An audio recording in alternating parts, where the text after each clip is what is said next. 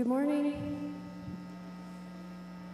I forgot my glasses, so I actually can't see any of you. They're at the table. So my name is Tiffany Webb, and I'm going to do the land acknowledgement. And so part of the land acknowledgement is, I think, acknowledging the organizers. So if I can't see you, but if Julian and Evelyn could come up.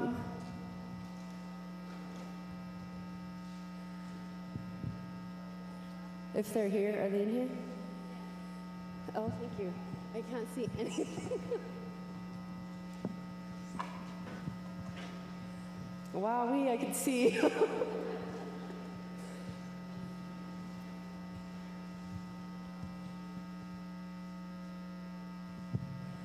I was making these earrings out of fish skin, and I realized that I only had the fish skin because Julian and Evelyn had set, Julian and Bert had set the net, and then they had picked the net. So it's like a lot of work to organize a big event like this. And so before we do the land acknowledgement, don't be mad, it's okay. Before we do the land acknowledgement, I really just want everybody to make a lot of noise for all the time and energy they spent putting this together. So hoot and holler and clap and say thank you to Julian and Evelyn. Yeah.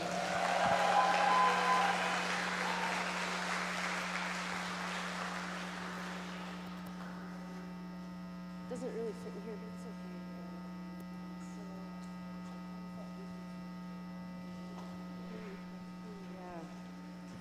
it's okay. Do you guys want to say anything? Hi, I'm Evelyn, and I just want to say it wasn't just us two. We had a whole team behind us, and we've been planning since December with a lot of holdups and setbacks, but we're here, and we are all so grateful that you came and showed up. Yes, definitely. This is not just done by, it took a lot of collaboration with our collaborative partners throughout the Bristol Bay region. We have help from our supports out of Anchorage, and we would like to welcome everybody here, and please enjoy the conference. Thank you, Tiffany and Clarissa. Yeah, it was mostly them. Whatever they're saying, it was mostly them. So, none of us would be here, of course, without the land that we're standing on. And here in Bristol Bay, I think we're really, really lucky that we get to live and hunt and gather on our traditional homelands. That's not something that everybody can do. It's not something that everybody has had the privilege of doing. A lot of people were forcibly removed, and so I'm really grateful that I get to be here, and I never understood how precious and how special it was until I traveled to other places and I saw people that couldn't be on their homelands, right?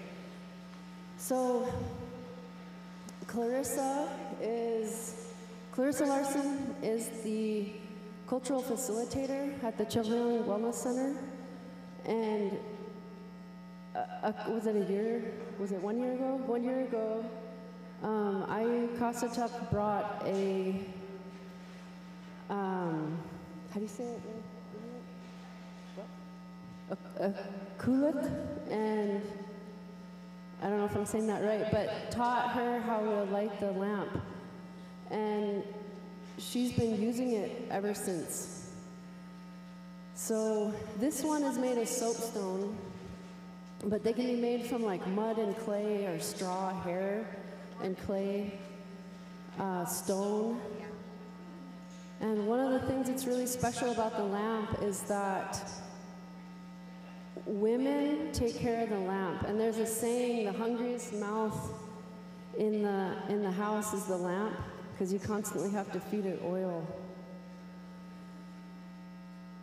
And when men go out hunting, or sometimes women, I don't think we had the same gender binary as like Western cultures, but when people went out hunting, the relationship they had with the people at home is what helped them catch. If they didn't have good relationships with the women or the people doing all the nurturing and the caretaking, then they would not catch. And they had to be in right relationship. And for us here, there's those years people won't get a moose, or they won't get, I don't know, sometimes you just won't get your,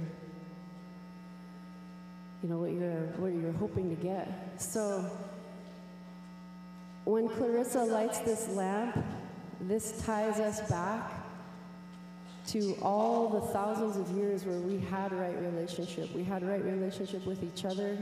We had right relationship with the land. And this flame is a fire that connects us back all the way back. And I think that everybody in this room knows a tremendous amount, like so much more than either of us know.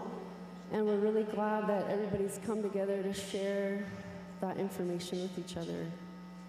I think it's just it's a powerful thing to sit and listen to elders and to people from other places sometimes. They share information with us that wakes up something inside of us. So I was just thinking like how in every cell of my body, I'm the walking, breathing prayer of somebody that came before me. And I hope that at the end of the 3 days that everybody really feels that, right down to their bones, like you're a walking, breathing prayer. And you're so much more important than you might think. And all of that comes from the land. And sometimes I actually really don't like land acknowledgements. When they asked me to do the land acknowledgement, I just thought it was kind of funny. Because it bugs me. It's like when you go other places, they'll acknowledge that all the land was taken, but then they don't give it back. So it's like saying, I'm sorry I stole your coat 50 years ago, but I'm still wearing it every day, and I'm going to keep wearing it. But I just want to acknowledge that. So land acknowledgement to me, I feel like, is acknowledging everybody in the room and our connection that goes back thousands and thousands of years. We don't even know how far we go back. So thank you guys so much for being here.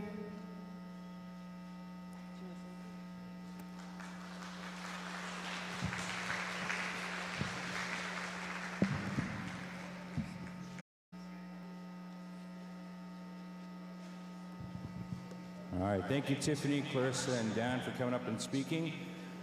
A few things here. Welcome again to the 2025 Bristol Bay Elders and Youth Conference. Registration is over there in the corner as soon as you walk in. It's open from 8:30 to 9 daily. If you have registered for and received your name tag and welcome bag, you don't need to register every day. The registration table will be available throughout the conference. If you have any questions or need directions, please check in and a volunteer will be able to assist you. Some housekeeping for the event. If you need to use the restrooms, we have restrooms out in this hallway right here. You've got those doors that you walked in.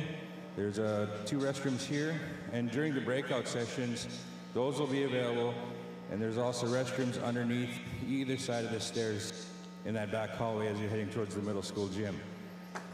Exits, we have 3 exits in the back, and we'll have a meeting place out in the parking lot. So if a fire alarm goes off or if there's an emergency, we'll all meet out in the parking lot out this way. A reminder, this is a drug, alcohol, and nicotine-free event.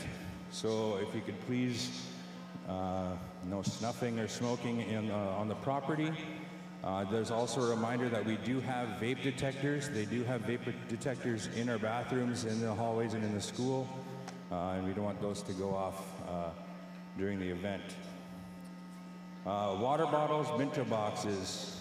You could put your items that you need to be washed, and they will be returned when clean. Please put your name on them and assure you receiving, so you can assure that you're going to receive the same items back, and your utensils inside the bento boxes as well. Throughout the event, we will have a safe room. It is offered in the home ec room, which is out these doors down the hallway. I think it's the second door on the right side.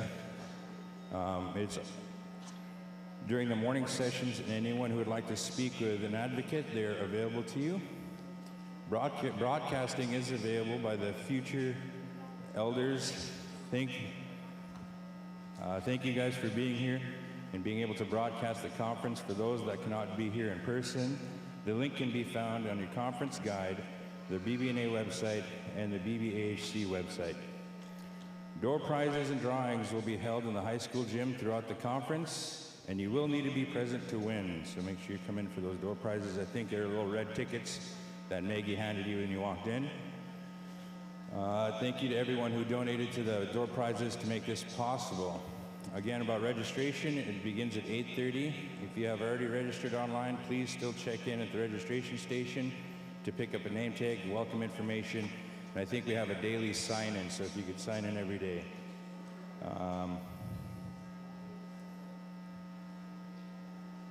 Sponsors you could find on page 3 in your conference pamphlet.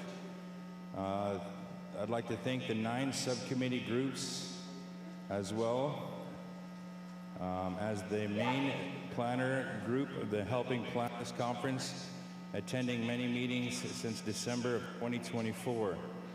Thank you everyone for being here, either in person or online. We do have some dance groups that are going to be performing this week, which we are very, very excited to have. So if I call your dance group, could you please stand up? So the dance group leaders are Margie and Aaron Frost from Togiak.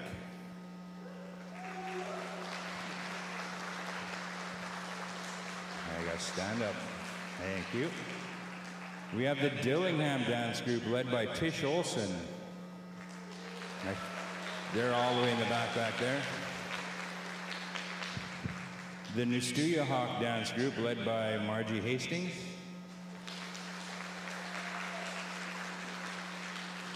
And the Good News dance group led by Sally Martin.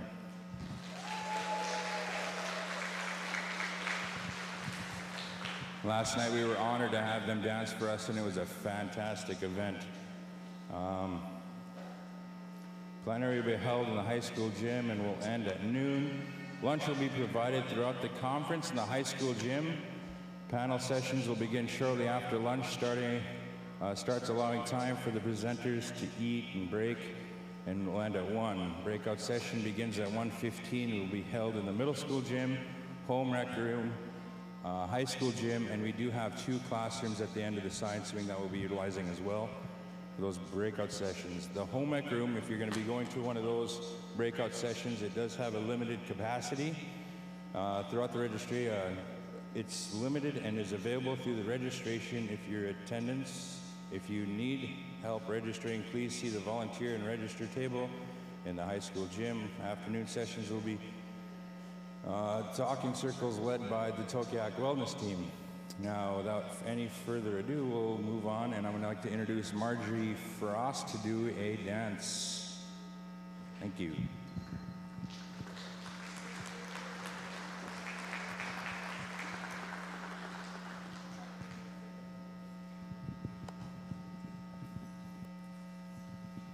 Good morning. While the dancers are getting ready, I just want to quickly say Booyana to the BBNA staff for all your hard work. Thank you for putting this together. I know we've had meetings through Zoom for like a year. So it's a lot of work has gone into this, and I'm so grateful. We're here, people. It's happening. So as my dancers are coming up, we'll be performing depending on the time, at least 3 songs. The first song we're going to do, come on up, guys. The first song that we're going to do is a blessing song. Please feel free, any of the dancers from the other groups, or anybody, if you know the song, please feel free to join us if you know the song.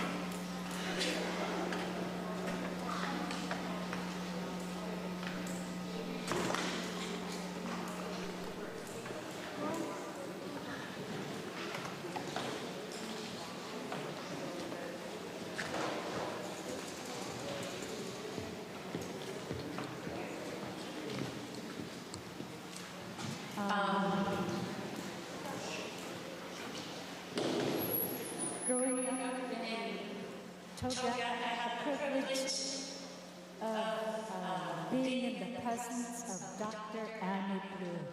And not only did I grow up with her, but I also, one of the songs that we do, her sister Asa Togak taught us a song. But Annie, she did a lot of work in her lifetime, and she has left a legacy, and my aunt, Margie, we would like to honor Annie Blue and perform this song for her. I'll hand it over to my aunt. Thank you, Margie. Back in the early 80s, I taught in Togiak, and then I transferred to Nusuyahak, where I retired. But in Togiak, dance wasn't prevalent. I don't know how many of you might know Evelyn taught kindergarten, elementary. Evelyn Kupchaya, right, was her name. And it was kind of banned or not acceptable to Yuraq. But Evelyn had talked to Annie Blue. She was an elderly person, older person, very nice. And she encouraged her to come to her classroom, and Annie Blue came. Yuraq is from Annie Blue. Her and Evelyn had made this song, and I attribute to Yuraq, my son's hometown. My oldest son grew up in Togiak. But the song is in memory of Annie Blue. It opened doors for Togiak to be able to have our great drummer and his wife, Yuraq, Margie. So I'll probably sing, I don't know if you guys know it, but I had asked her husband to go ahead and just drum to the, John, you could help drum. We practiced it, and we know it pretty well. These two will probably come up here too, Skyra and Jocelyn. Yesterday I had told you guys all our elders that ever composed songs, dances, and chanted, all of them are gone. Every one of them. And the one thing we really wanted to do, and they asked me, even though I wasn't, they saw me at AFN how many times I brought native dancers up there and asked, so I said, we'll try. But Hoyanak Far to all of you, and we will begin now.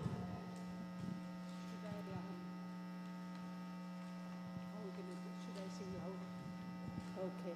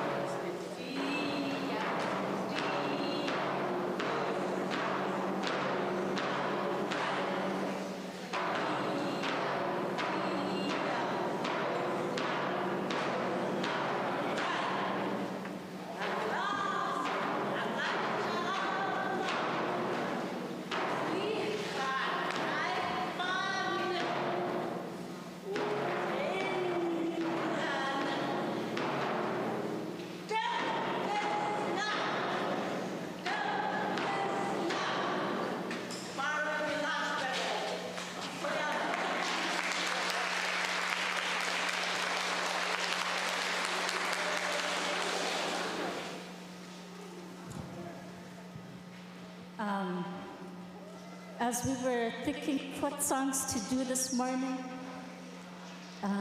talking about our elders and honoring, especially those people that shared with us. One of the people that shared a song with us happens to be from my mom's hometown, Gasigilok, Levi Hoover. He just passed away a couple of months ago from cancer. So it's a great, when he passed away, it really made things real. Our dancers, our singers, they're passing away. It's up to us to keep it going. And by doing this song, Levi is here with us. He's Yuraqing with us, he's drumming with us. So it really hit, and it's so important that we teach and keep going. This is Iachiyama by Levi Hoover from Gus.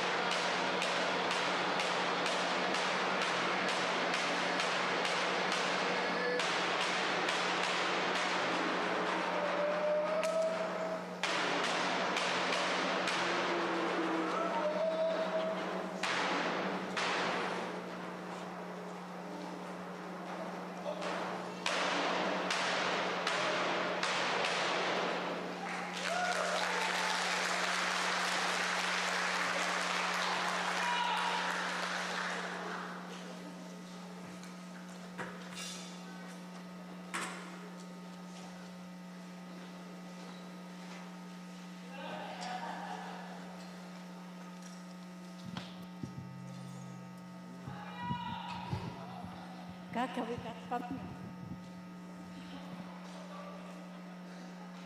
Those of you that don't know, if you hear somebody say bamyo, that's equivalent to encore. So that to do bamyo again, and you have to dance harder.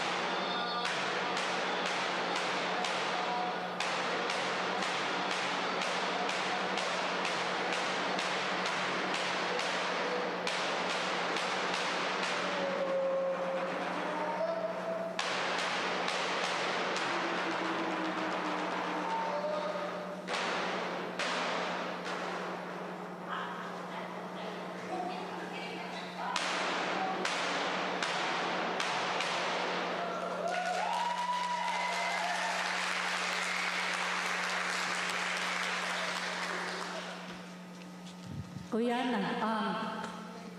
Our last song is another song that we never performed in forever. We came across a video and we're like, oh my goodness, we know this song.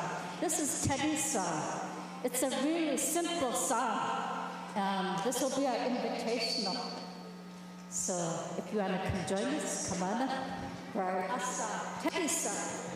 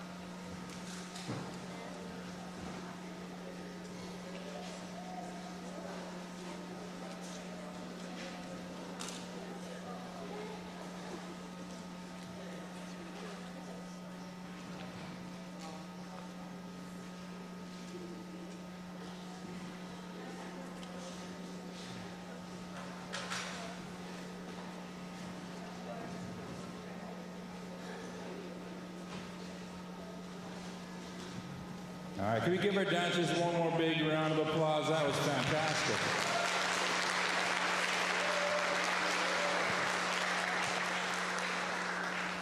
So now I have the pleasure of introducing one of our facilitators that's going to come up, Helen Gregorio.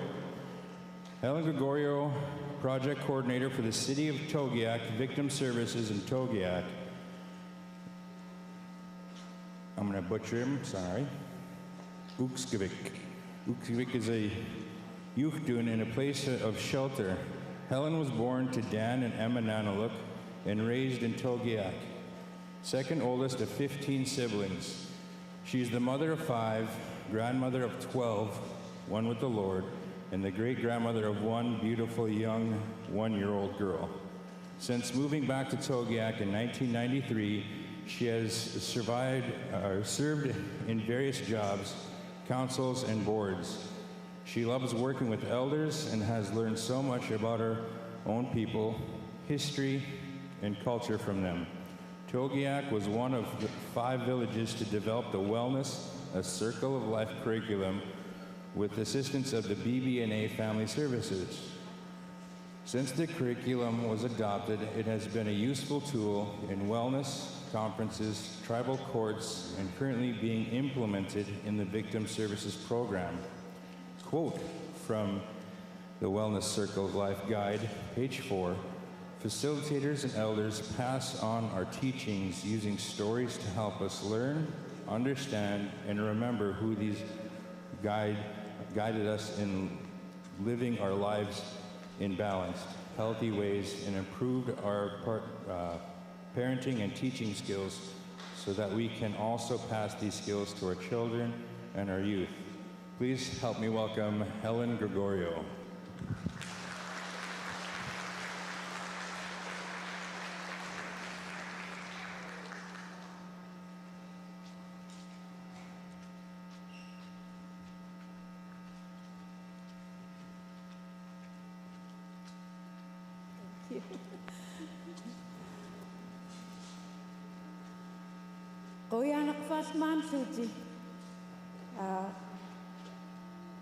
And we don't do this,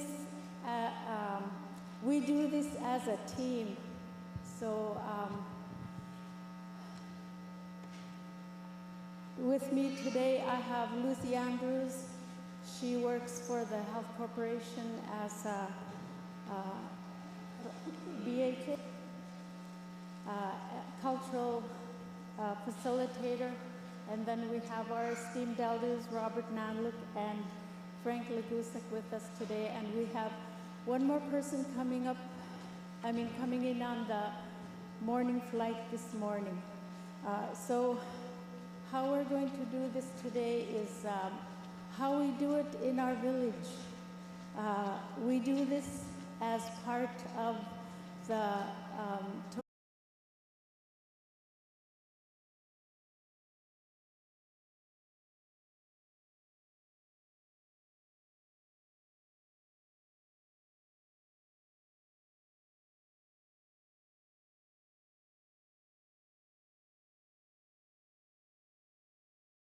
to Bristol Bay, and BBNA got a grant to address this in 5 villages, and Togiak was one of them.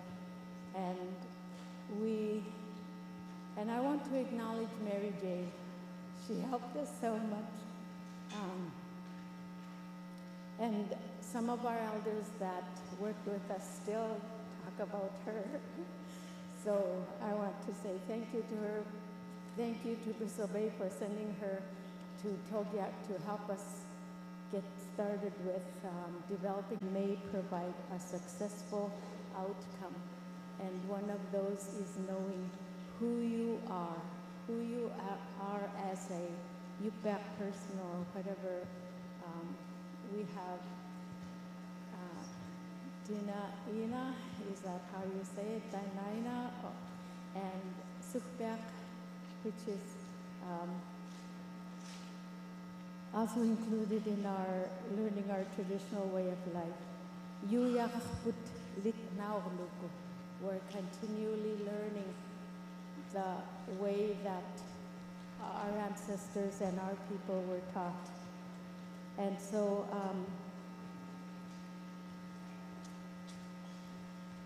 I had provided our elders their books, and they forgot to bring them, but that's okay. So we'll do this as we do it in our village. And first of all, we usually open with prayer, so I need to do that. You don't need to stand up, but thank you, Heavenly Father, for this opportunity. Thank you for the people that we came from, wherever we came from, what our background is, what our teachings are, what our ways are. They're all different, but they all point to how we should live as human beings. And thank you for making a way for us. Thank you for making our people to know how to live in our lands and our waters, and all the teachings that go with those.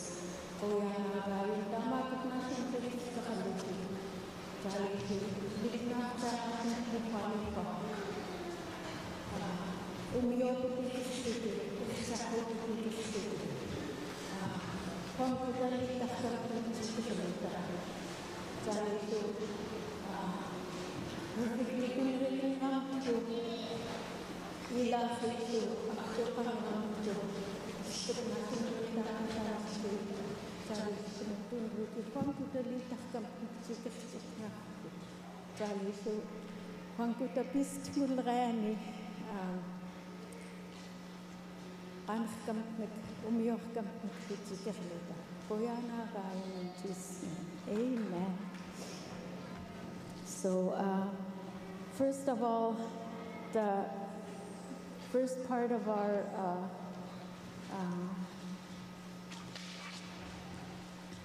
our curriculum starts with, our family is where our world begins. Each one of us have a mom and dad. Each one of us our parents came from their parents, and their parents came from their parents, and so it goes back. And today you are here because you came from somebody's family. And the things that you know to live as a person, that's where you learned them from. And some of them may not be healthy, but the basic things that those parents knew, they did the best they could to make your home, their home, your home. And that's where you to be who you are.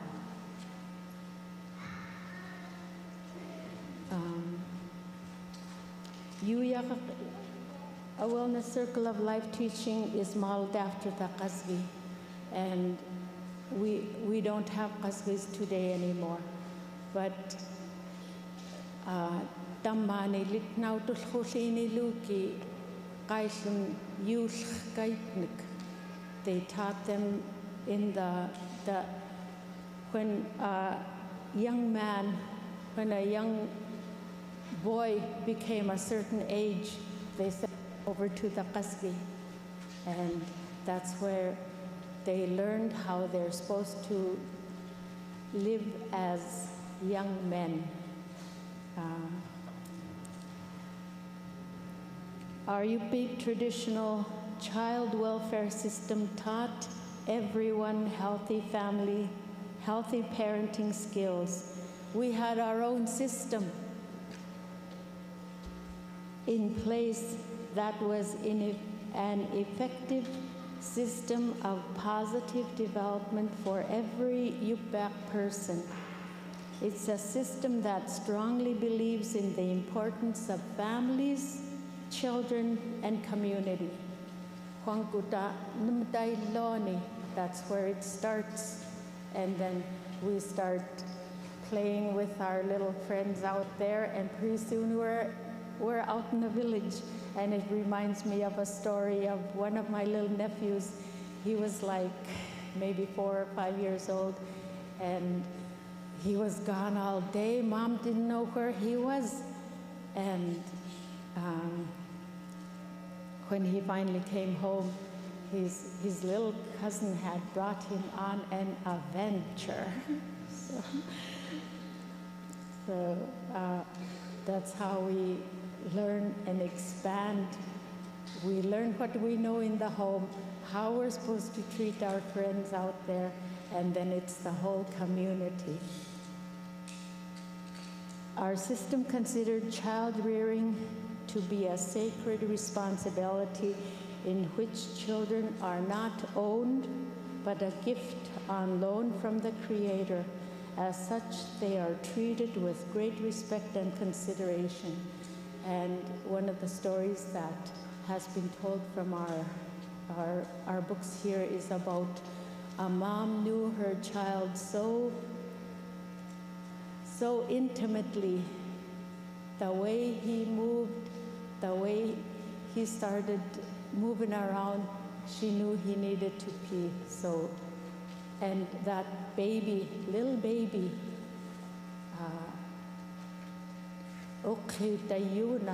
never had to wear diapers because the mom was so close and sensitive to that baby that she knew when to do and what to do at that time, even in the middle of the night.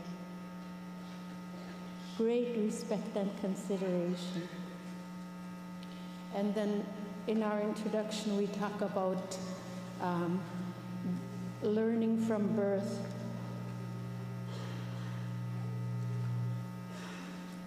From when the baby is inside the stomach, the mom transfers emotion and feelings to that child while they're in there. And the child inside picks up everything that the mom is experiencing. And Kasaks think they know that and teach us things. But our people already knew that, and so they taught their moms, the husbands, alinga lagaf kaksaw nago, we tajukalacht knaku, mamin, bibiaga kamant, mami alinga lagan. Now we know that if the mom gets scared, the heart starts pounding, blood pressure goes up. And so that was one of their teachings. Don't allow the mom to be afraid or feel bad or feel scared, because that's what the baby's feeling. And today we know all this about blood pressure and heart rate and things like that. But our people knew. And so from being inside, the baby learns. That's where the baby learns. And one of the things that I learned from this is when we first went up to Bethel, they were talking about how the moms were taught to talk to the baby in here. Unamak asikluten bijikoten, ang liriko mag naslungritach kakaten. Even though the baby is in there, you talk to them about how their life is going to be, because they believe that learning starts inside the mom. And adults serve as teachers. Huanguda litnawis tngulin niugut. even though we don't. I was just observing the dancers, and I could see watching Margie and doing his moves. Even though we don't think we're teaching, we are, because our people learn by observation and orally. And even though you don't think that you matter, you do, because somebody is watching you.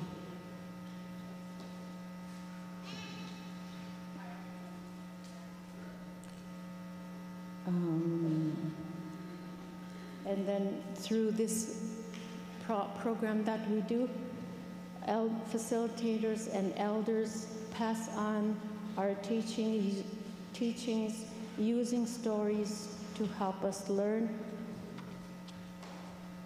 and understand and remember how these guide us in living our lives in a balanced, healthy way, and to improve our parenting and teaching skills so that we can also pass these skills to our children and our youth. That's why we do what we do. Margie a while ago, or somebody in the group mentioned that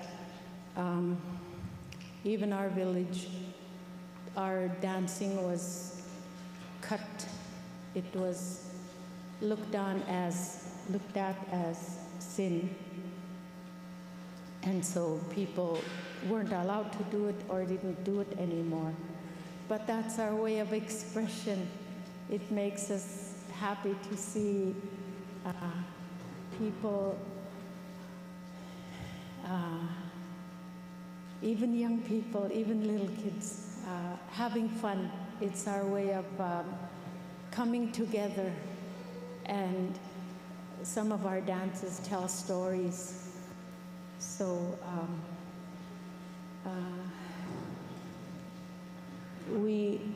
what we know, we keep to ourselves. We pass on to our children pass them on to their children.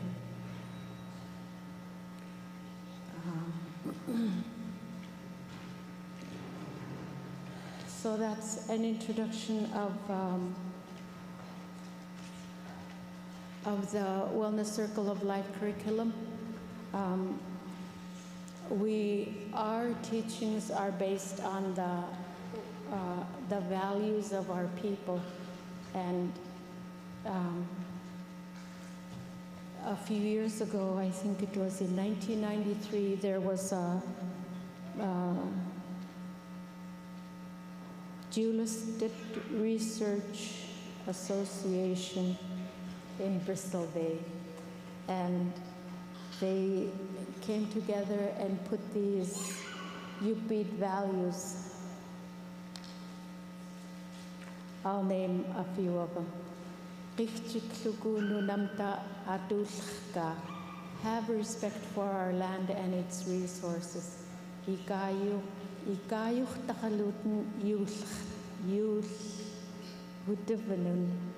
Be helpful to one another. And these are values that I know are posted in the schools. And so what we teach here in Wellness Circle of Life is based on these values.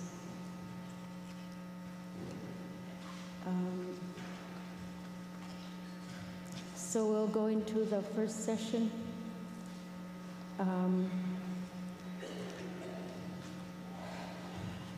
It's important for all of us to know who we are and where we came from. And then I remember one of our members when we went to Bethel. She's here in the audience, but I remember when we went up there, she found so many relatives just after this introduction. Because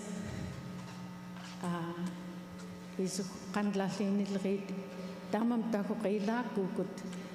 And what does Emma's father say? Something about, I can't remember the words. Tawam ilakuyut for all of us to be together as one. And somehow we are connected to each other through our culture, through our families, our ways. To be a healthy person it is important to know who you are and where you come from. Deutsch Elder Amta Nichukuniluta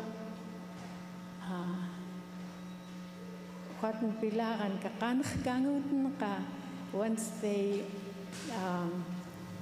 hear what we've said in the discussion, then it gives onadam litnaurun nidaqamung Deutsch umiochluku ilait qanlachtut naluyaguthlngam allaichtut. It's like when we talk about it, it brings up, it helps you remember what you were taught. That's why they say, even though it doesn't look like they're listening, the kids are listening. And when you come up against a situation, you'll remember what was taught. Litna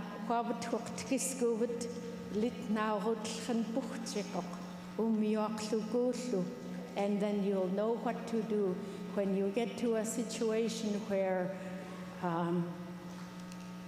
you need to know what to do. The instruction that you receive back there will pop right up, and then you'll know what to do. That's why you need to know what to do in your life, so when you come to that point, this is what I need to do. Especially hunters. Hunters need to know and recognize the dangers that they come to. So I'll let the group introduce who they are. Page 11, Nami. So I'll start. My name is Helen Gregorio Gasatun. Yuchtun Anglish Hudlo Bib Saulo Dawam Atbeka Damakalago Yakliniloni Ataka Kaklugo. And then we have a neighbor that I just loved him. He's passed on. He moved to Manicoda and started a family there, but he has the same name, and I just loved him. So now I love my name, Damakkalre. And I was named after, I think, one of my grandpa's sisters.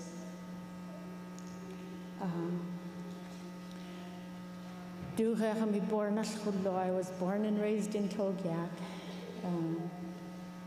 I am the second oldest of 16 children.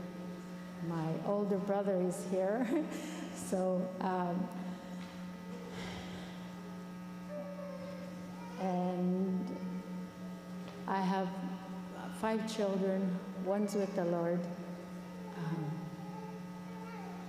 So that's who I am.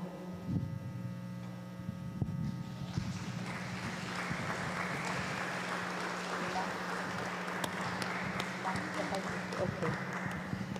So my name is Lucy Andrews Kasatun Yuhtunaga Yaulo. And growing up, I didn't like my Yupik name because people would make fun of my name. And one time I asked my mom, and she said, I named you after my auntie. So I started liking my name. Somebody from a Bethel area mentioned Imna ko Bethel area kami mag-atlik Yuraq miunguluni. So I treasure my name today, Agayak. I was born in Togiak. Late Henry and Betty Pavin are my parents. Nanuganguk okufaklu. They had 6, one adopted, 7 naguluni times spoke, and I'm also the second oldest. Joe and I have 6. Joe passed away 4 years ago. And him and I got invited when this was starting. So, Koyak Lugo, what we're able to share today, Koyan. What am I supposed to say?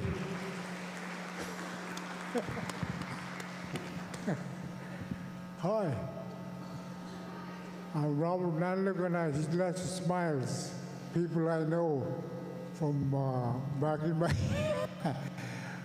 my flying days, you know. These chairs are too hard. I mean, back when I used to fly, we used to have good, easy chairs. You could sit in them all day, but these ones you can, 1 hour, they're too hard. Anyway, my name is Robert Nanluk. That's how I grew up. I come from the same family as Helen. I'm the first one. And being the first one, our dad, you know, one time he said, "How come you're kind of lazy?" I said, "Because I got a lot of kids behind me to say, do this and do that." So one advantage of coming from a big family. But I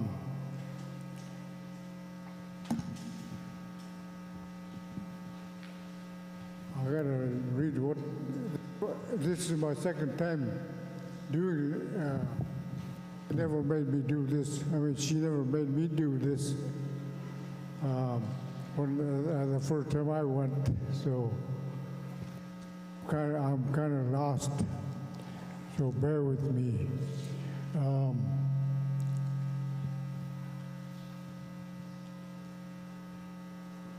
Yeah, how many in the family? They come from a big family, like I said. Even if all of us boys, if all the boys lived with him and 8 of us, 8 girls, same family. And being, like I said, being number one is pretty good.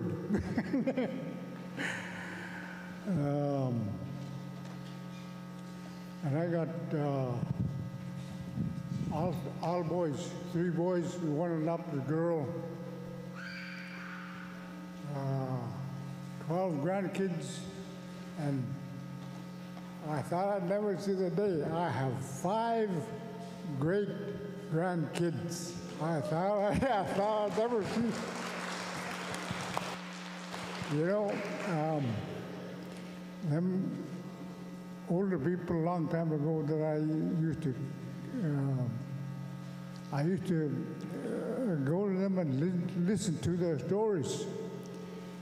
But sometimes now like some guys say, if you tell somebody not to do this and they do it again, it's like going in one ear and going out the other. That's how their stories were like to me, and I never. Some of them stuck into my mind though. So, where was I? If I forget something, I guess I'm done.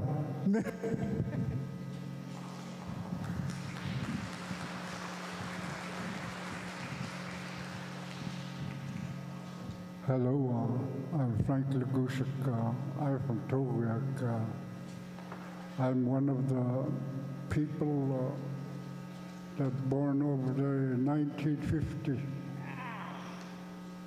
One of us that born in 1950 never passed away yet.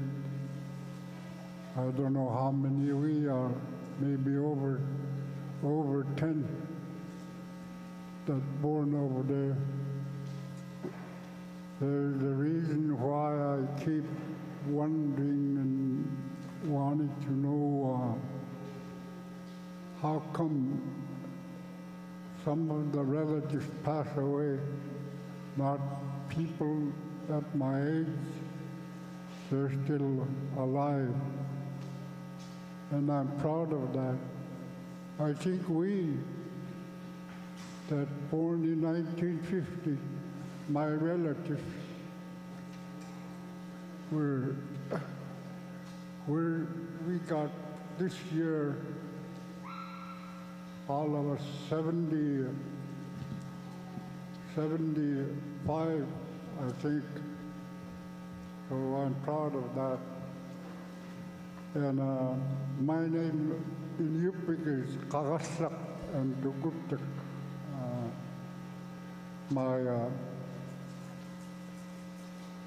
I was born and raised by my grandparents,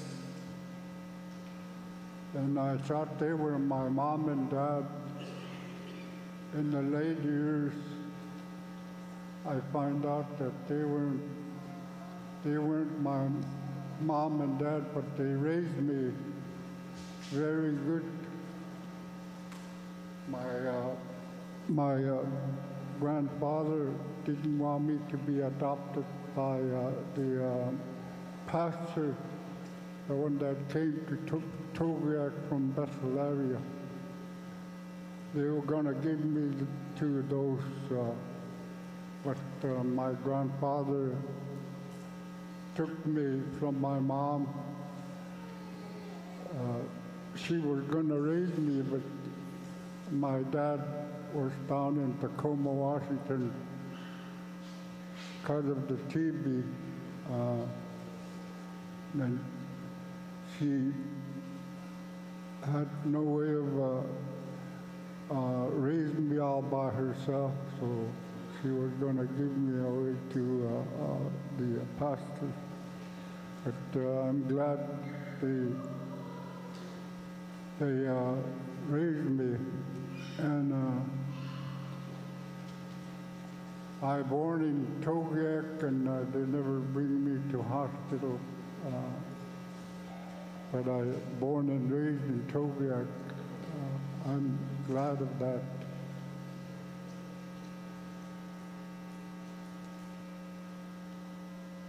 I don't know about my how many families you got. The sister, brother, and all those. Too many of them, I can't count them. There are too many. These are Robert Nanlook and Helen and her. They're my relative. So I'm glad that they're my relatives. I grew up with their mom and dad too. They talked to me and raised me. Robert Nanlook's dad and Helen's dad, their dad teach me a little of boating and hunting and all that. I'm proud of that. That they talk to me, and I'm proud of that.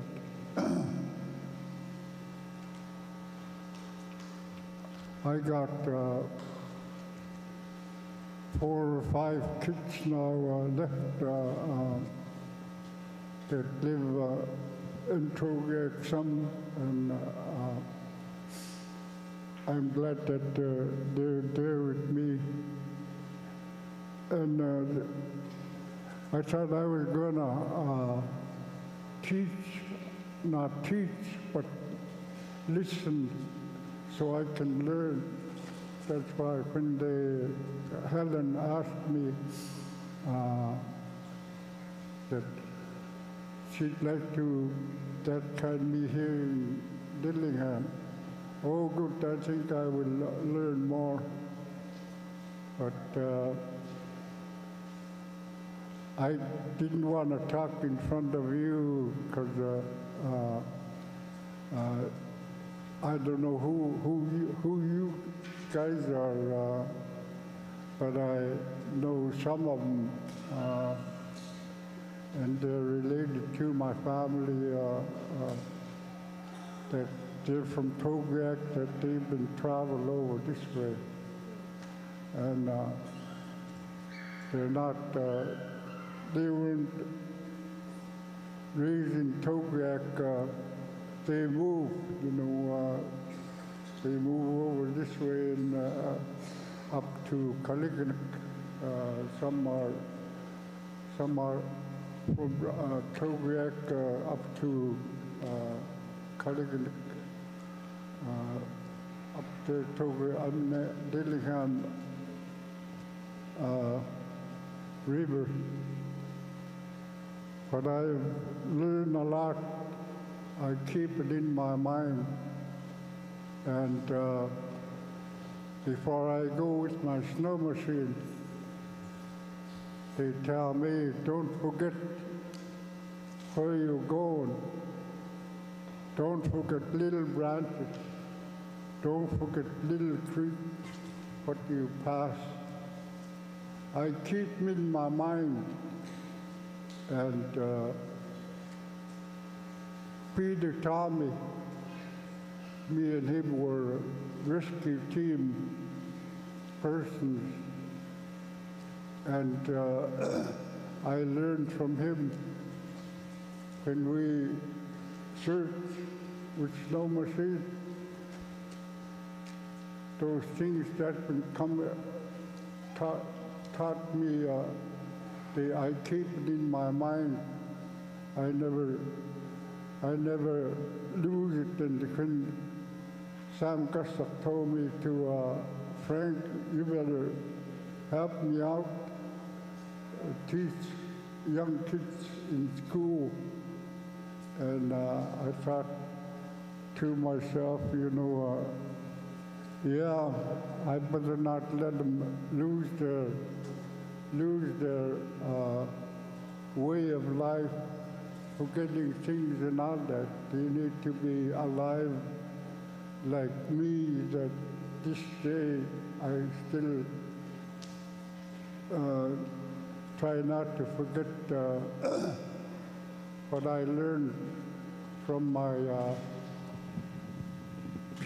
from people that know me and from my relatives. I'm proud of that, and I let them listen. Okay. Yeah, they told me I'll read those things. I'm sorry. I'm going to take a break, okay?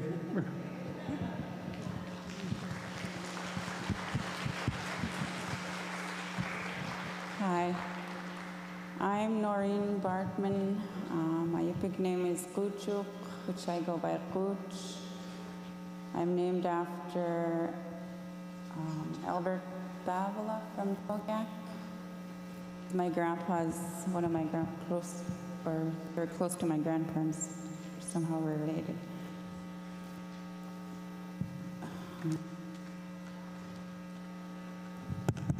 I'm from Togiak.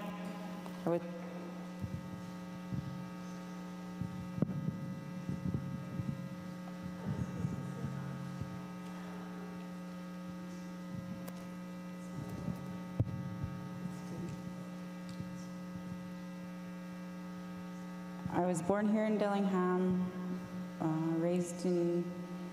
moved to Togiak when I was 2 or 3. My parents are Jacob and Eileen,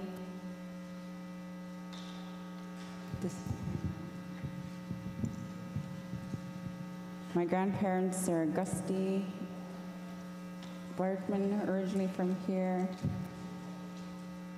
Anuska and Peter from Togak. I'm the middle child out of 5. I have one sister. This is one sister and 4 brothers. I'm sorry.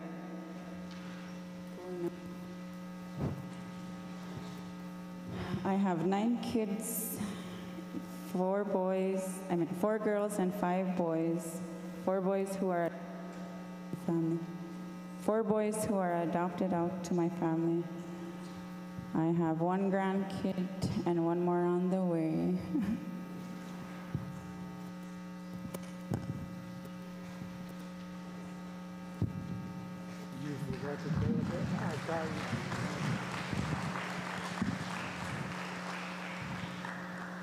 So that's who we are. Yupik introduction in the Yupik way. We're given a name and a good start to reestablish belonging and a healthy self-identity. Say that fast. And the reason we do this is when a long time ago, this is what one elder, Pete Abraham, he's gone now, he also helped us a lot with our curriculum, and this is what he said. When you come into a village, you go to the qasbi. They welcome you and take care of your dogs. When you enter the qasbi, you introduce yourself by your grandparents' or parents' names. Then they will know who your relatives are in the village and direct you to them. So for the remainder of this time, you guys at your tables introduce yourselves by your name, your Yupik name, where it came from, where you're from, who your parents are, your family, how many in your family, and how many children or grandchildren you have. Oyana. So we'll do that for the remainder of the time till break time.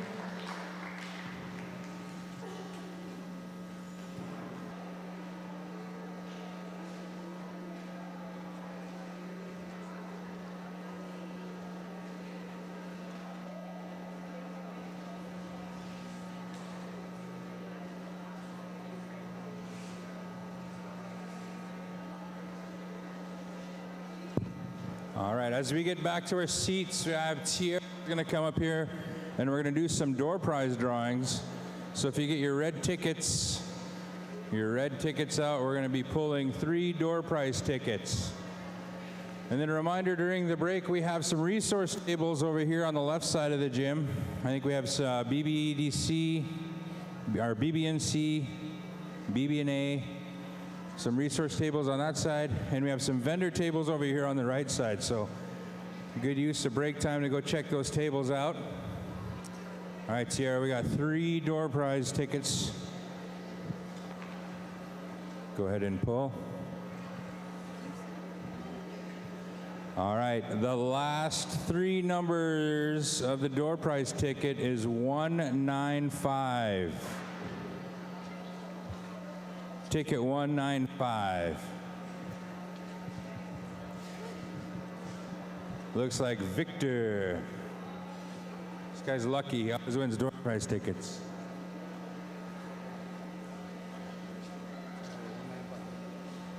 All right, got a winner. Go ahead and go see Evelyn over there. All right, 2 more.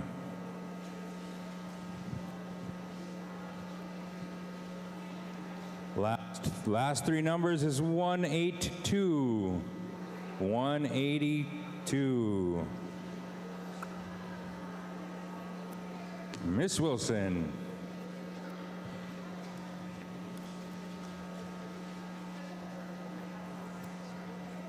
All right, we got a winner. You can go over there and see Evelyn. All right, 1 more.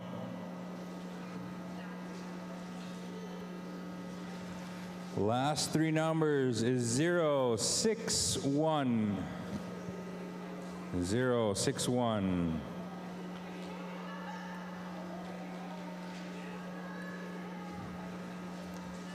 Diane, looks like she's on her way down.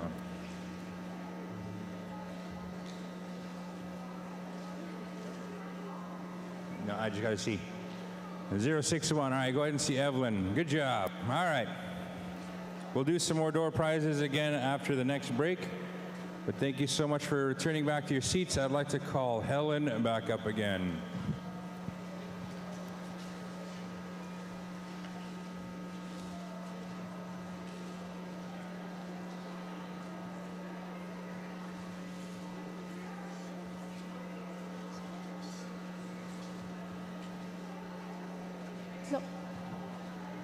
Look now who im good ilan ka.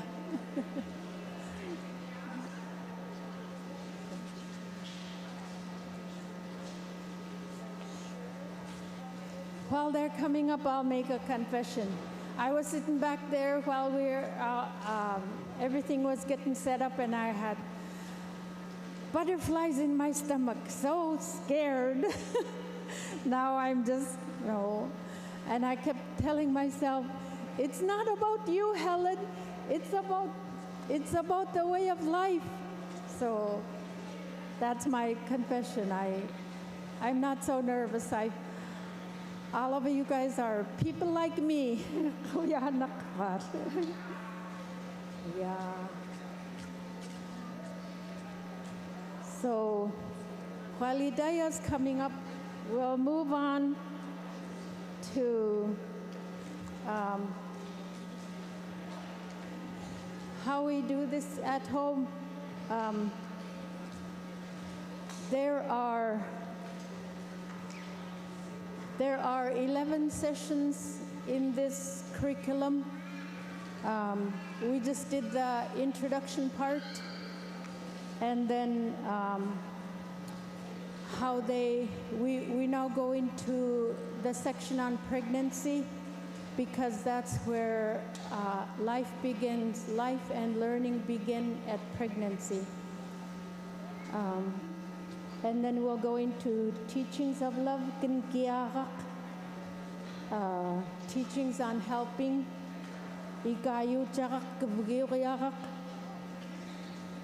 teachings on hunting and gathering and sharing,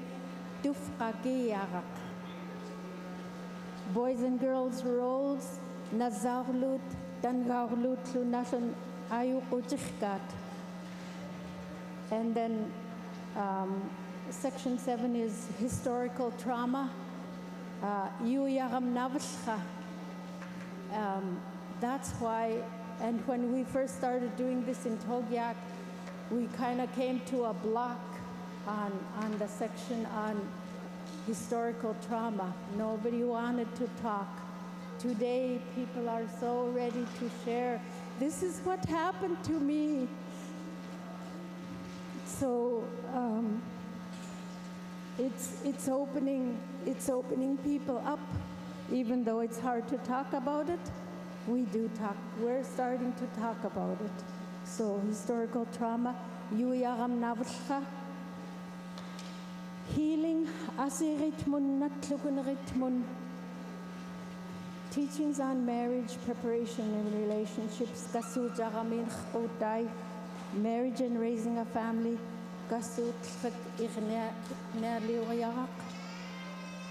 and then leaving home and starting your own family. So going back to our section on pregnancy, the time of pregnancy is a very delicate time for women. The mother's thoughts, feelings, and actions can have positive or negative effect on the development of the unborn baby. The father should be mindful that his actions also affect the unborn baby. And our people believe that even inside Kamna Akka Yuraq, Yuraq. What's inside of us, what's inside of the woman when she becomes pregnant is a human being, and that's how you treat it. Careful attention should be paid to the mother and father's actions during the time of pregnancy.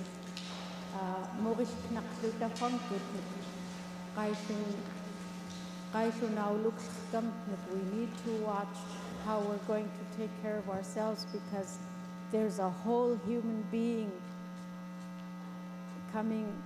growing inside of me. And that human inside of me feels everything I feel and eats and drinks everything I eat or drink. The mother's feelings and emotions affect the baby. The father should make sure the mother does not experience negative feelings such as anger or fear. Earlier I said, now Kazakhs tell us that when we get scared or when we get angry, something chemical happens inside of us. Our heart starts pounding, our blood pressure goes up, and our muscles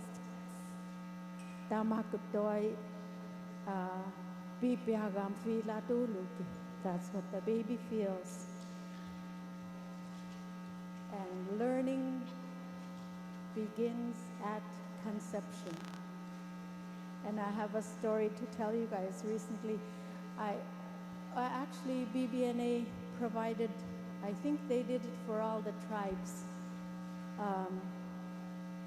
The Chalista Elders Council has books that they've published, and there's a whole, they cover lots, because Anne Vina Riordan has done a lot of work with the Chalista Elders Council, and they're publishing books, and their books, on one side it's written in Yukdun, and on the other side it's written in English.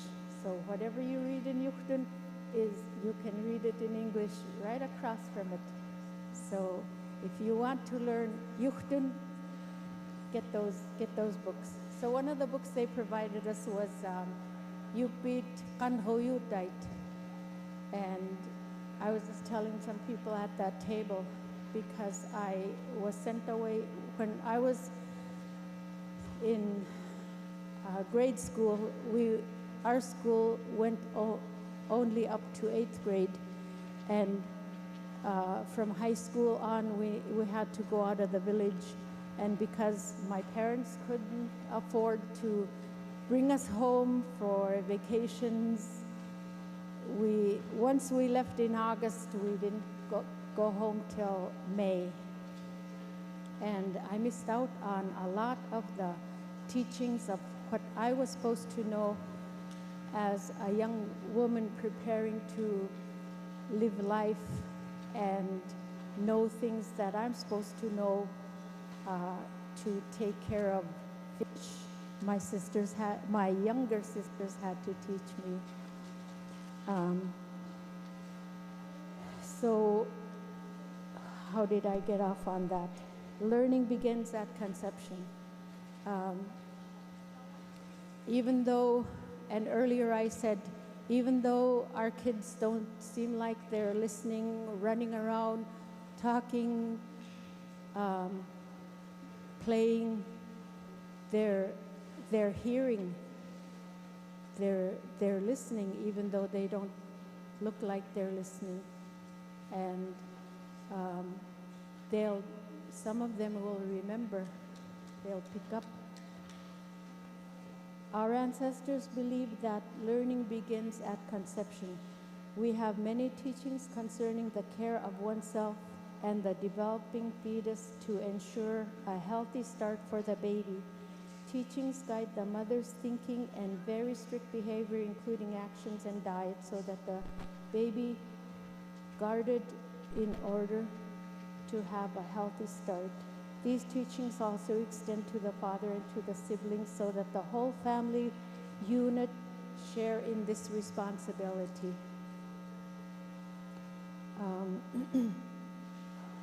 And then today, one of the elders that worked with us, Pete Abraham, I quoted him earlier, and he had told us many of the teachings and restrictions that our people had, we're looking today in our day as superstitions, or they're not true, or they don't apply anymore. But there was a reason why they taught at the time what their people needed to do and know. And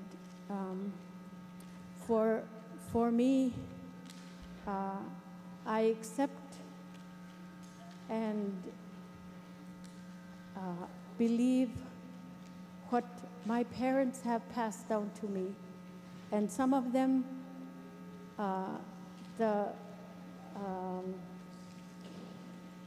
the things that they taught weren't really taught to me. I had to learn. And then I really liked hearing about talking to the baby in here.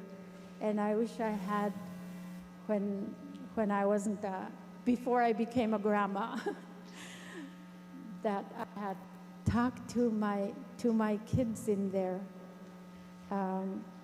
And that's what they did. That's because they believed that they're learning from us. And so if any of you have something to share about what you learned with us.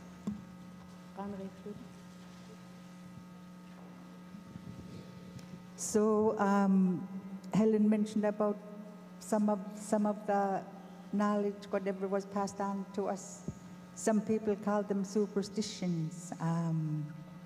I, for one, when I started expecting babies, my mom one of her sayings was for me to go out all the way as soon as I wake up, or when I wake up during the night while I was pregnant.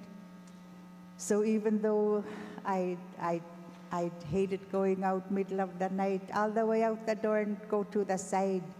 She said, if you don't want to have a long labor, you gotta do this. So I did that. I don't like going through pain. So I did that, and I had my first baby back home in the village. I didn't know what was going on. I had really bad tummy aches, and when I think about going out, I'd go to the side of the door, and I was telling one of the health aides, this better work. You know, that being your first experience, you don't know what's going on. So believing, not wanting to go through, because I heard even some ladies go through days, maybe I don't know how many hours of labor pain. The longest I had was maybe 7 hours. 5 to 7 hours is how long I had the labor pain. So I really believe what our parents, our elders pass on to us. Wayan. Oh, what?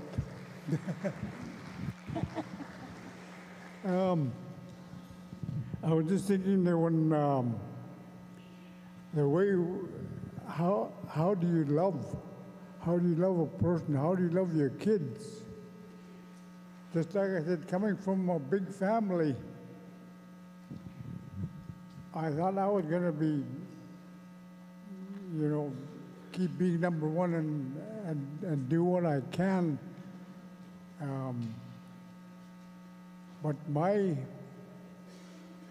dad, even though I tried to do things that are not according to what he wants, he told me once, I did not raise you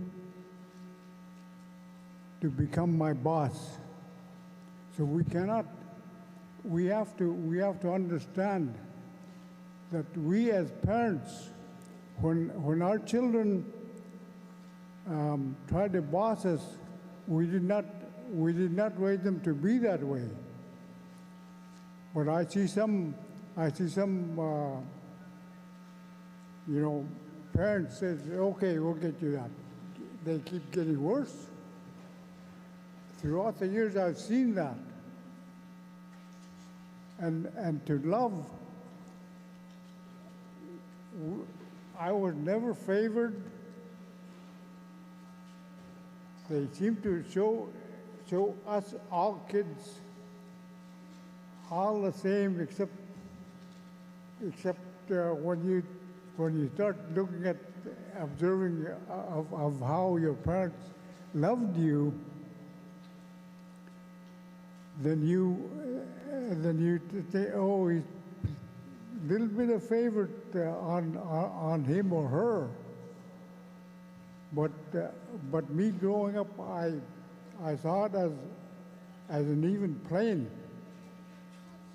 No hills, no ruts, just an even thing. And it says in the old, even before the Bible or the Christianity or whatever the denominations came around, our elders, forefathers knew what love was. They said,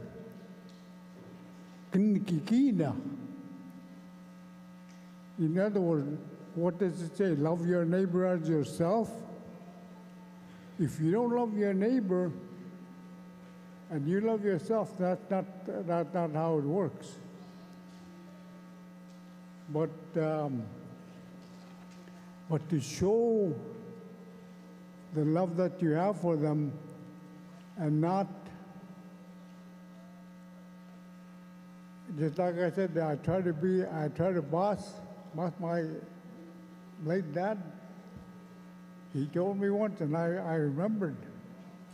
And so, by all three boys, I told them, I said, hey, when they try to go their way, I tell them, this is how, if you're going to do stuff, you're going to do it yourself. And to teach them not to love, you know, us boys are, I have 6 of them.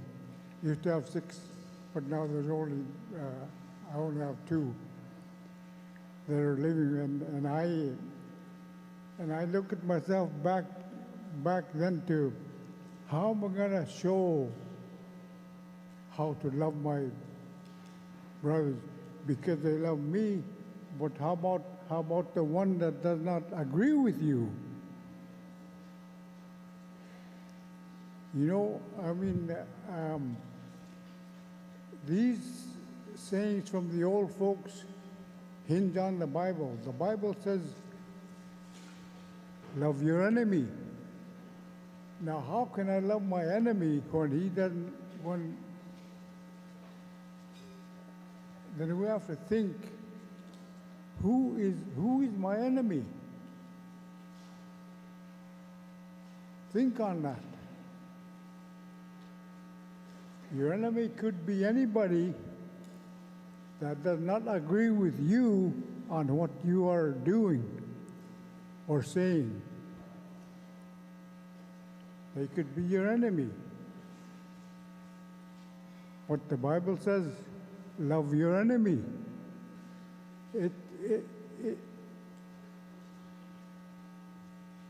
our being kind of hinges on that, to where to love your enemy is not what I want. You can say that, because he does not love me. But it's a commandment that we are to love our neighbor as ourselves. If we don't love ourselves, then and what is love? You know? But we have to think on that, dwell on that, think about it, and see what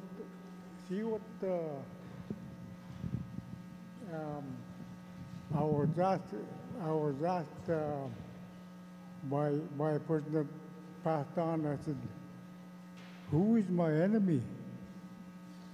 I told him, I said, "Hey, if I don't agree with you, then you can see me as your enemy, right?" Yeah. So, love your neighbor as yourself. And who is my neighbor? Your brothers, sisters, your family, and whoever you meet is your neighbor.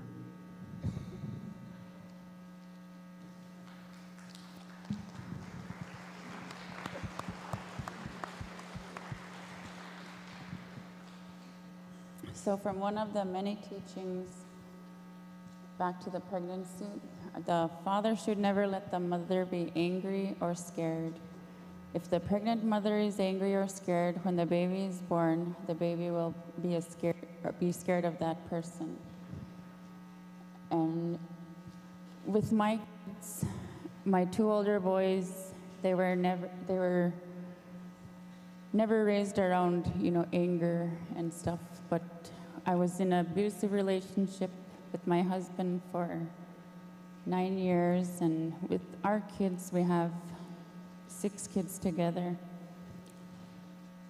The difference between my older kids and my younger kids, I could really see the difference in how it affected them. And my older kids wouldn't throw tantrums as much as the younger ones did.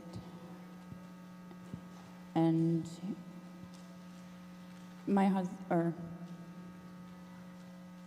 even with my siblings and my 2 younger brothers, compared to me and my 2 older siblings, my dad was a very abusive person growing up.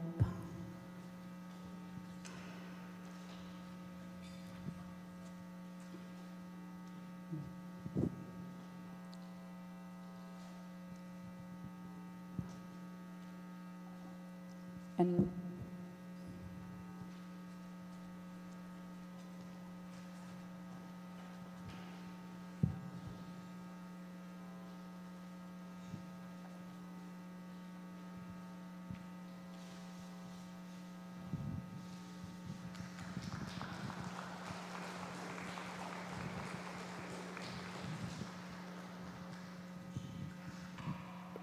Unahon ni put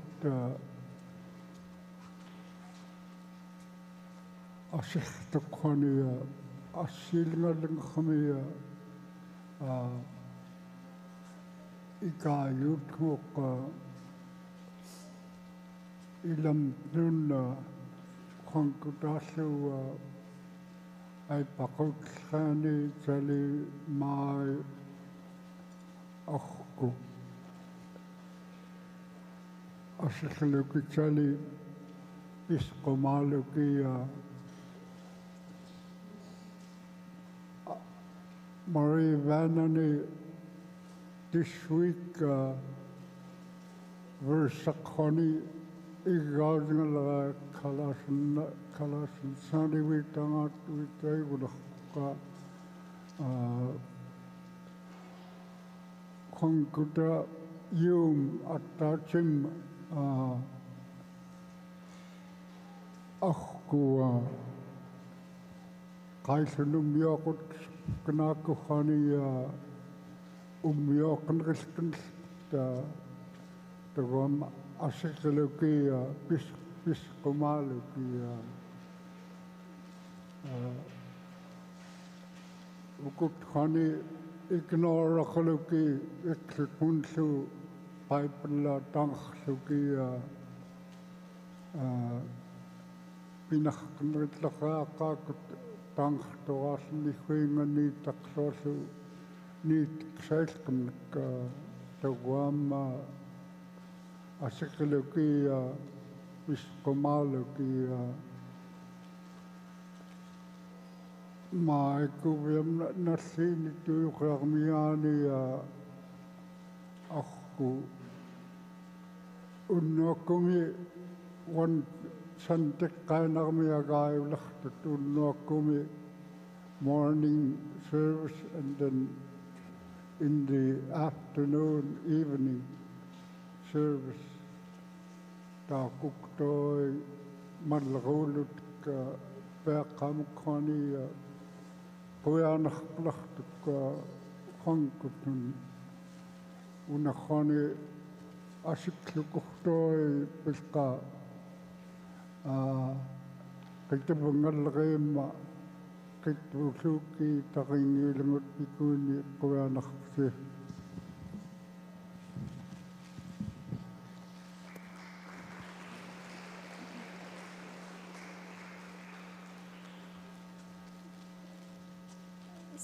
Sorry, I usually take notes when elders are talking, but he's appreciative of the teaching that we have, and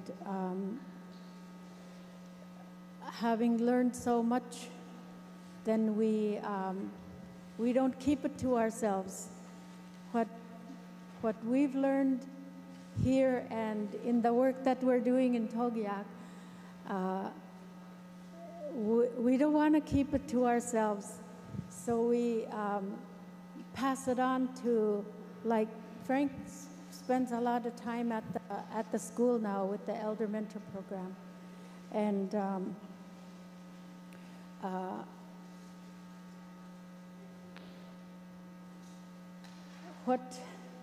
what we want to get out of this section is that the baby that's inside of here, we need to be careful of what I need to be careful what I do as a mom, as the mom that's carrying a life. And when I started, I wanted to tell a story about that Yupit Kanroyutite book. In it, their teaching went like this. The young women were taught to never look at a male person. They were forbidden. You can't look at a male person. And so, and even when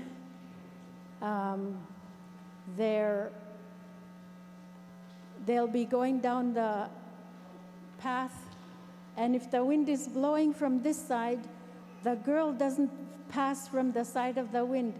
They have to make sure they pass from the other side.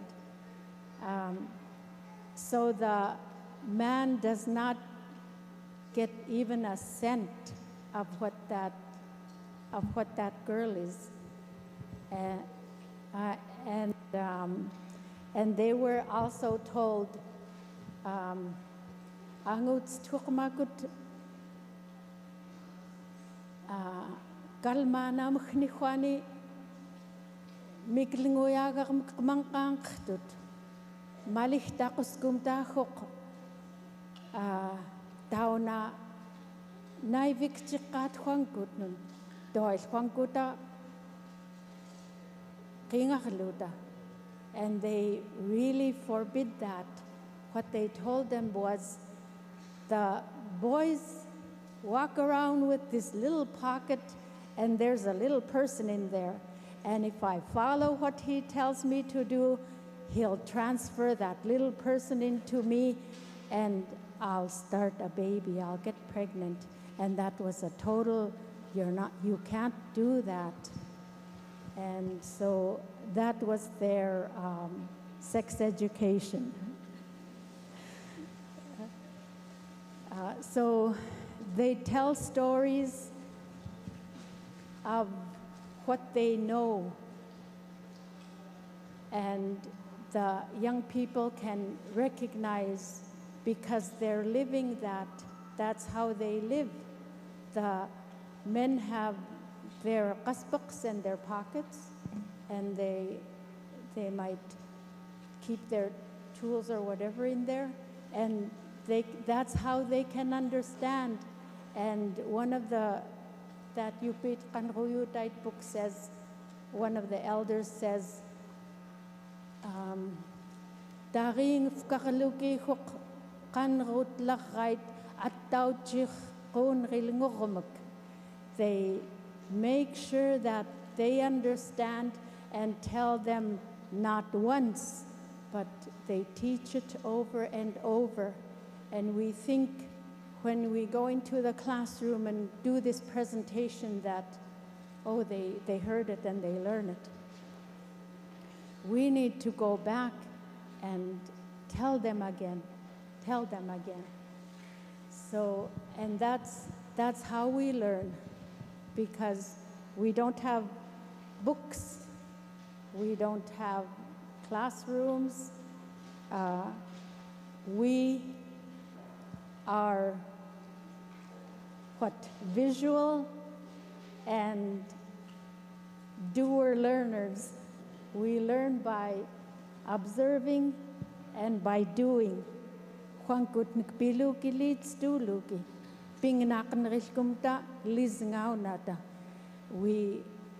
try, and then we keep trying, and then we learn it. And I have an example of that. My first fish was very ragged. And today when I do fish, I've got my system. And I have people here that we did fish outside my house, and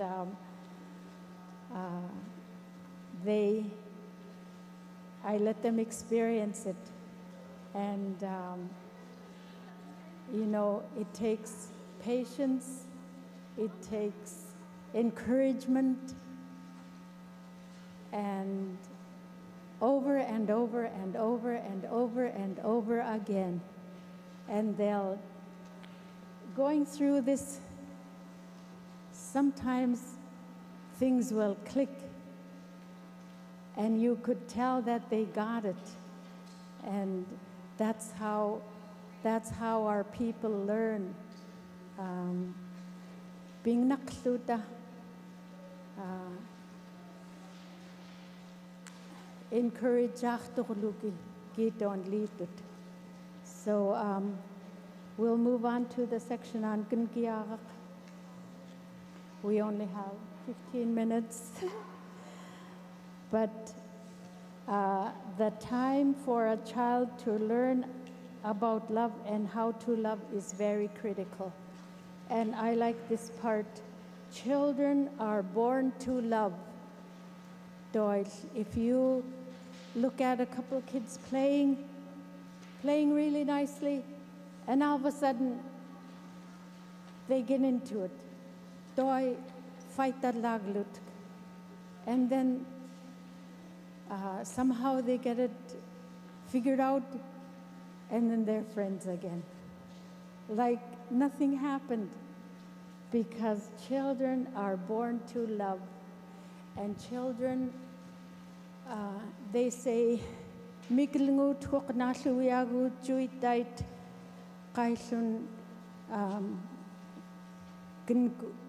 gnikluten bimalchten. Children never learn how you treated them with love. It's up to parents to make them feel safe and secure. In return, they will shower you with their happy love. As parents, it is this that we should protect. And children learn to love by how they are loved. Kan ko masam stun khwang ko ta kan khamuk dort kan gilach du gut mix hat n kluaya glugi dort kan klugi bia raulugi kan go mas khamtun. They learn by how they are loved. Children will learn to trust, become attached, and feel secure. Jamak kan gumas khamtun jamak umyorni rutdaunaden. There's security means that you're protected because the way that you were loved is your protection. No matter what comes at you, you have that security because you experience that love. But also, even though we love our children, they need to be disciplined.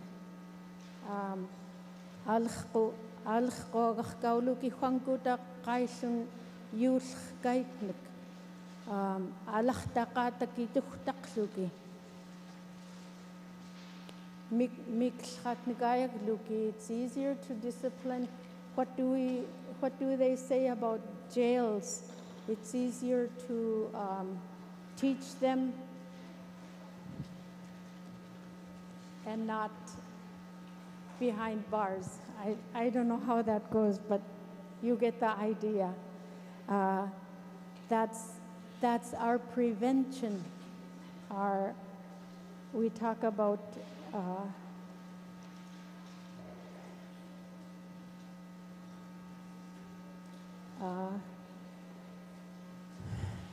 so they don't make the mistakes. We have to teach them back here, and then they'll know what to do. And then one of the expressions of our Yupik people is our inqiq. And it's our little songs, our little kumkut to that child.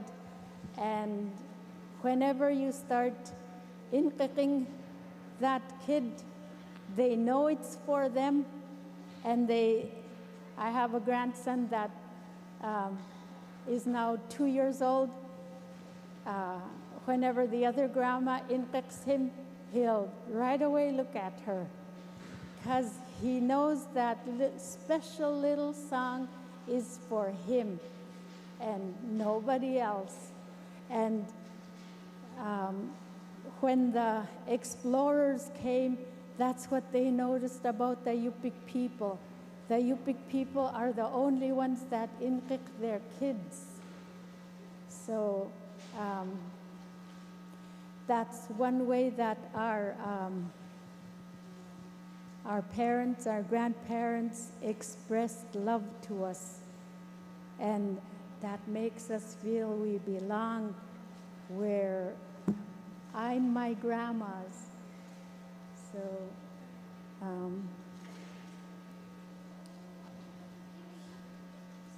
it makes people feel good to belong and be a part of the community. And growing up, I used to hear this person inqiq that person. Even though they're not their kids, they like to, they had a special song just for that person. Maybe some of you guys experienced that too, but that connected our kids to us and to other people in the community. That was, maybe that's why some of the, our growing up years we're such firm connection to family and community, being one, that community experience, because we had a lot of that too. A baby's brain grows very fast. Infancy is an important time and experience from this beginning of their lives experiences from this beginning of their lives will affect the rest of their lives. It doesn't stop right there. It continues. You are who you are today because of your experiences back there. What you learned. Kuya Berto, like what we're hearing are like refresher courses. After Joe and I got our first child, second one na po ni boys. Another inkotak my mom shared to us was you last when they're disciplined. I, as a mom, not to take side with the baby, even if I'm upset or don't like what that, when the dad disciplines the child, the guys have harsh voice when they not with a happy tone of voice. It's hard. At first, as a mom, us moms are very protective of our little ones, like a mama bear. But if we want our children to be obedient to both parents, us as moms gotta respect our husbands, the dads. So that's what my mom passed on down to me. I remember we were at some kind of gathering in the gym back home. Our oldest boy started crying, wanting something or wanting to do something, and he wouldn't stop crying even though I tried to stop him. His dad tried to stop him, and then pretty soon Joe took him out. I didn't go with them. Later on, they came back, and the son that was crying wasn't crying anymore, and I didn't ask any questions. Till later on, Joe said that he brought him up to the house and let him cry all he wanted to cry until he quit crying. So not that our children are perfect, we still go through hardship and disagreements, whatever. But it's so good, as a mom, as a wife, I showed respect to Joe, even though there were some things that I didn't agree with him, and there were misunderstandings. You know how us couples are, especially us girls, we want to be on top and be the boss, whatever, but it's so important as parents not to fight or argue in front of your kids. And Joe passed away 4 years ago, tail end of COVID. I miss him, but I'm glad to say today that there's a verse in the Bible that says, wives, submit to your husbands. And even though we had issues, whatever, there was forgiveness said and done, before he passed away. And our parents also have passed down to us, so you won't have regrets if anything should happen. That is so true. And having gone through losing a husband today, I say, you couples, love on each other, forgive each other, communicate, because we don't know when one is going to be taken. And it's true that our kids are watching us. They're soaking in what we say and do around them, teachings on learning to love. If we think back to our own upbringing, we remember the good and the bad, you know, in our family situations, and we're still learning today and staying positive. Like the weather, there's stormy days, really beautiful days, gray days. That's how our lives are. We learn to adapt and go on from there. So let's stay positive and keep loving and learning. Kuyan.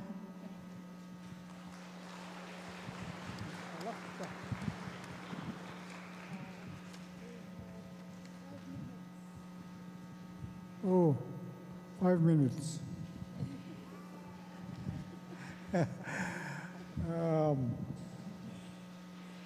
Good to die. We as adults,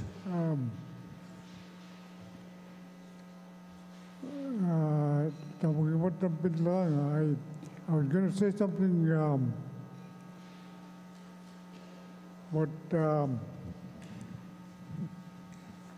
raising a child, I guess. How many of you parents got spanked when you were small? Okay, I'm glad I'm not the only one that raised my hand. But anyway, when I look back at it, I only got spanked once that I can remember. And it was for me not doing what my dad wanted. Because I didn't, back then, I should say, that's my problem, I don't care. But he did not like it. And the only reason for him to make me remember that he did not like it was to spank me. And after he did that, he sat me down. We have to explain. He explained why he spanked me. If we leave a child after we spank him, we don't care. We have to explain to him, explain to them that the reason why he got spanked. And then I remember the second time I tried to do something else similar to that. He said, no, remember. And then I remembered. And that was a lot of time. So to love a child, to raise a child, is to love them. To show you love them and explain why you love them. If you do something, if you get spanked, just spank a child or do something or scold them and not explain, and that's not love. It's just saying that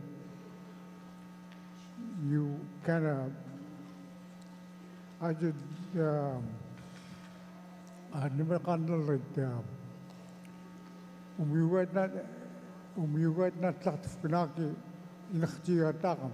we do something wrong, we don't go there what they have in mind for us. And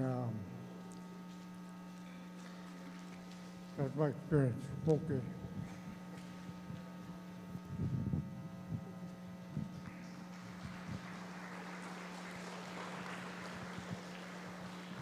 So we're up to our time, but we'll leave you with this.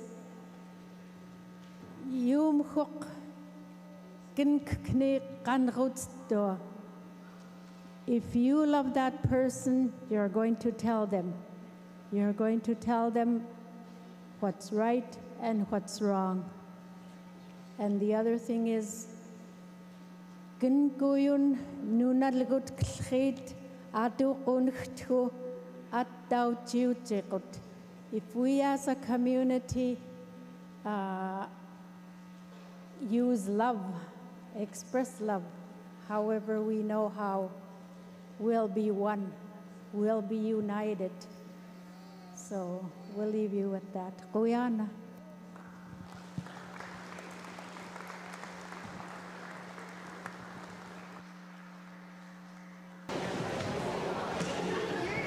Okay, so we have a list of questions here that Laura's got for our elders that she wants to ask our elder, and we'll go down the line. We also have an interpreter here for the elders as well, too. So I'm going to pass the mic to June right now, and then Laura will start asking the questions, and then we'll just pass the mic on down.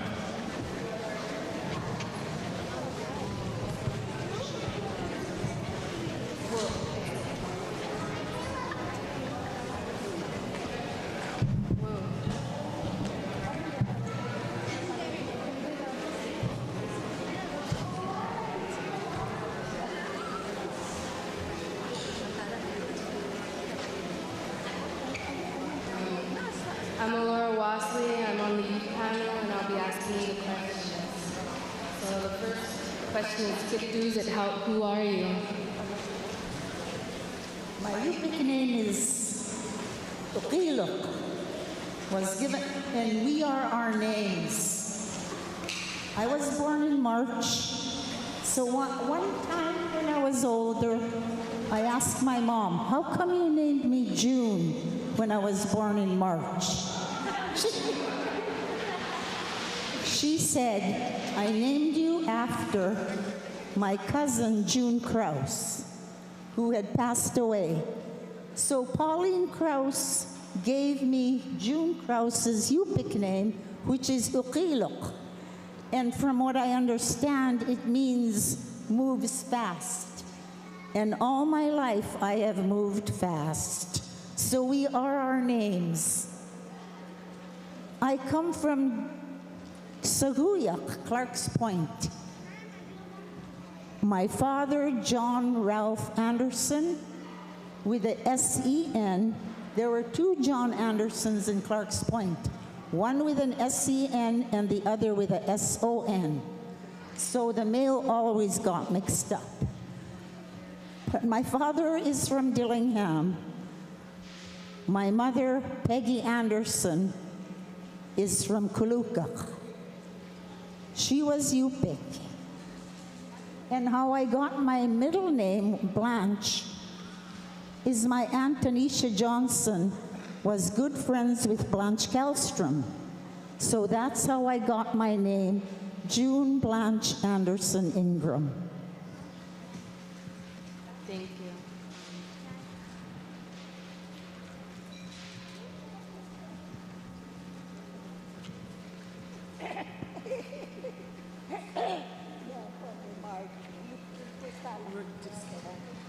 Oh yeah. We ihtaka kayo nga kawok. Ang litsak kaswa. Upukang litsak alok ko nga sa kala. Chan litsak kalo kinikayakan ko. Ikay lahat ikupat. Washing must do the washer, I not the pot the one. I can't believe it. Oh, yeah. Pam to be elder. Ang lisak na maaskalalo ko nga. Una kong kawamaf kayo ini. So no kumi kinikayakan kuli sakalo. Doy. And then I'll talk some more. You can tell. Kayo nga masa kumukmak. The Mrs. Masa Gamlachbak, and her Yuraq name is Kayunga. She was raised by the late Chief Ivan Blumka up in Nustuyahak and his wife during the epidemic. A lot of people were taken and raised by people, and she happened to be one of them that had to be raised by someone else.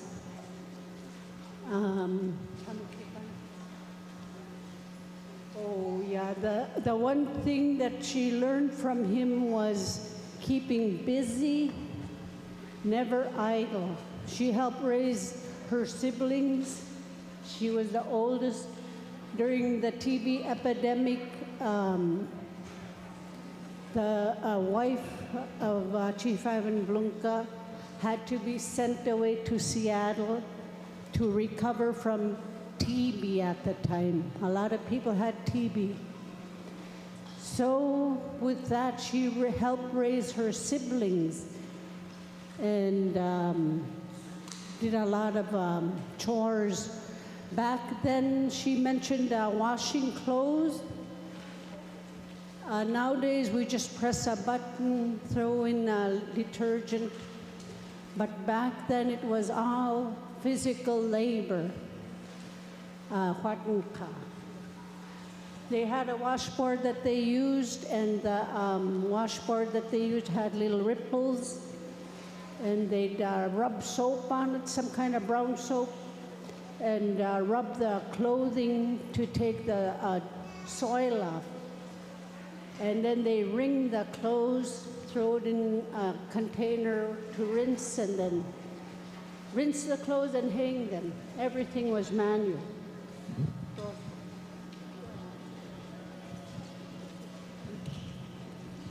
My name is Anissa Toyakak. Yupik name Makakunakunakayagak. I was raised by my mom and dad, and my mom was the one who I was clinging to, and I often used to go visit my grandmother, and they are the ones that taught me tradition way of ladies' job when I was growing up. I was raised in Manakodak, was born in Manakodak too.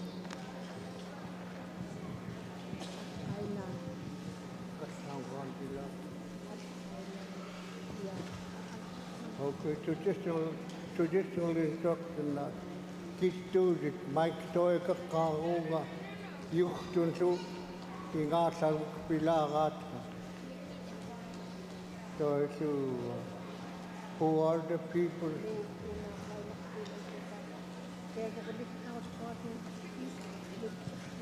Okay.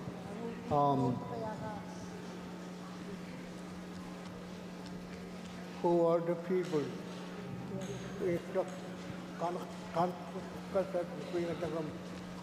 In my language, Kituga,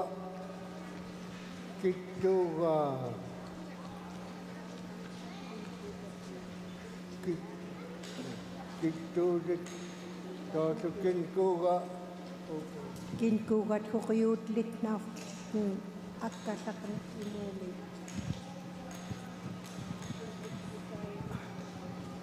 Akasal rem kuyayo kutiktoktong kasonga anaka I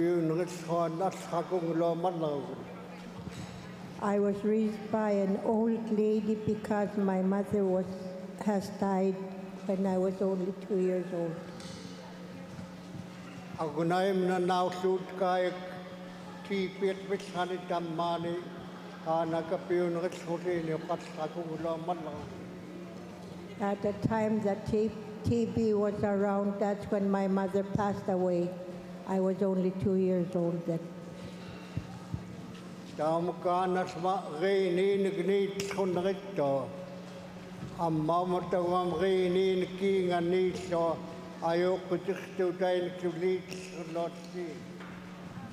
I didn't hear any lessons from my mom The only person that I learned from was my great-great-grandmother. Toisu chali atang kama unguat ram katama koten inakot hoanga. Umun temepunun ikayun relok atau reakonaku. Since my dad was living at the time, he used to tell me and taught me not to use alcohol because it will not help your body.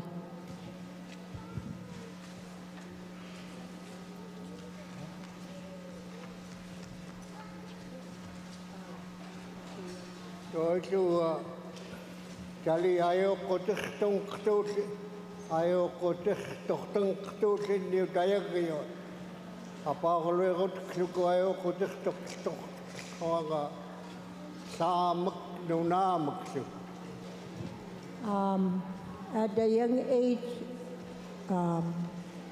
Wesley Amatonakwatsis used to talk to him about weather and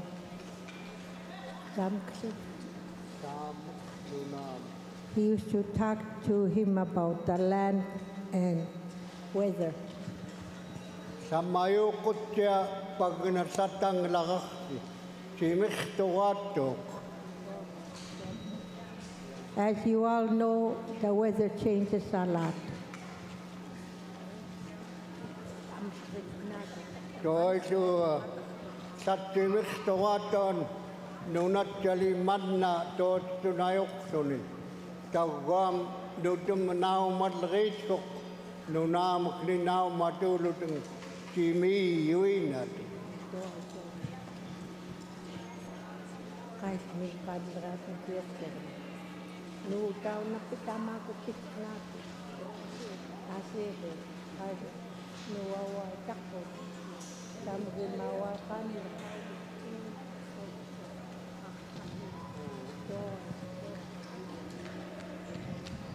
He wanted to make sure that he went through all this. We told him we have a questionnaire person, so we'll go back to you. Sorry about that. It's okay.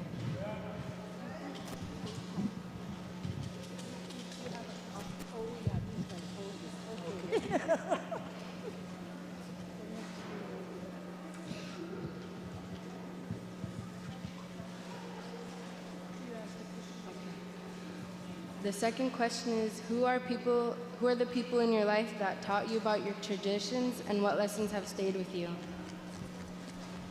50. The first person in my life is the mother. The mother gives birth to the child. She takes care of the child, she nurses the child. So the mama is the main person to instill the way to be in all kids, boys and girls, which was my mother. As we grew up, it was my older sisters. I watched them. They didn't talk, but I watched them. Then it went out to the village mamas. Back then, we visited. We'd knock on the door, and we'd sit there in their house, and we'd watch the mother of the household. And that's how we learned.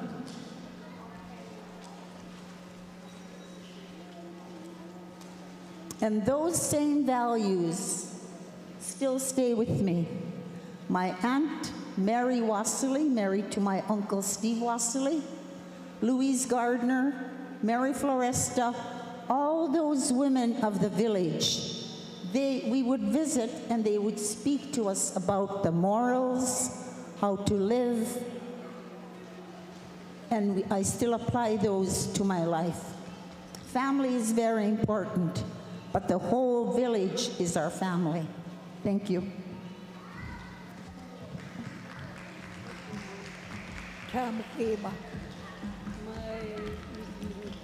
Oh, yeah. Yeah. Hui ngai mu me mikrem ni.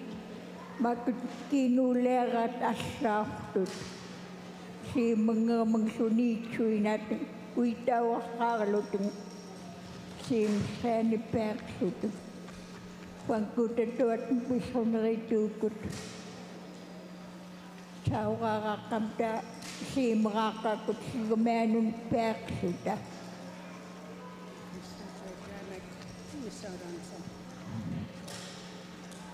The question was, who are the people in your life that taught you about your traditions and what lessons have stayed with you? The one lesson that that stayed with her is to get up and do when asked and not wait. The one thing she noticed is these days the young folks seem to procrastinate a lot. They don't do right away, and the wait is usually long.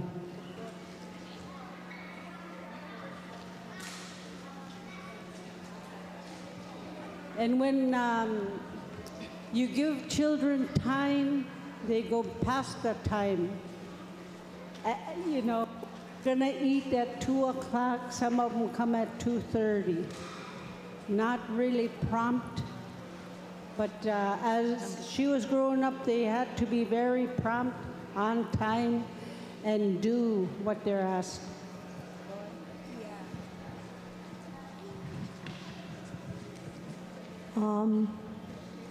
My grandma used to say that in everything, do the best you can. In everything that you work on, whether it be at home, outside, or on the beach. And her number one priority was love.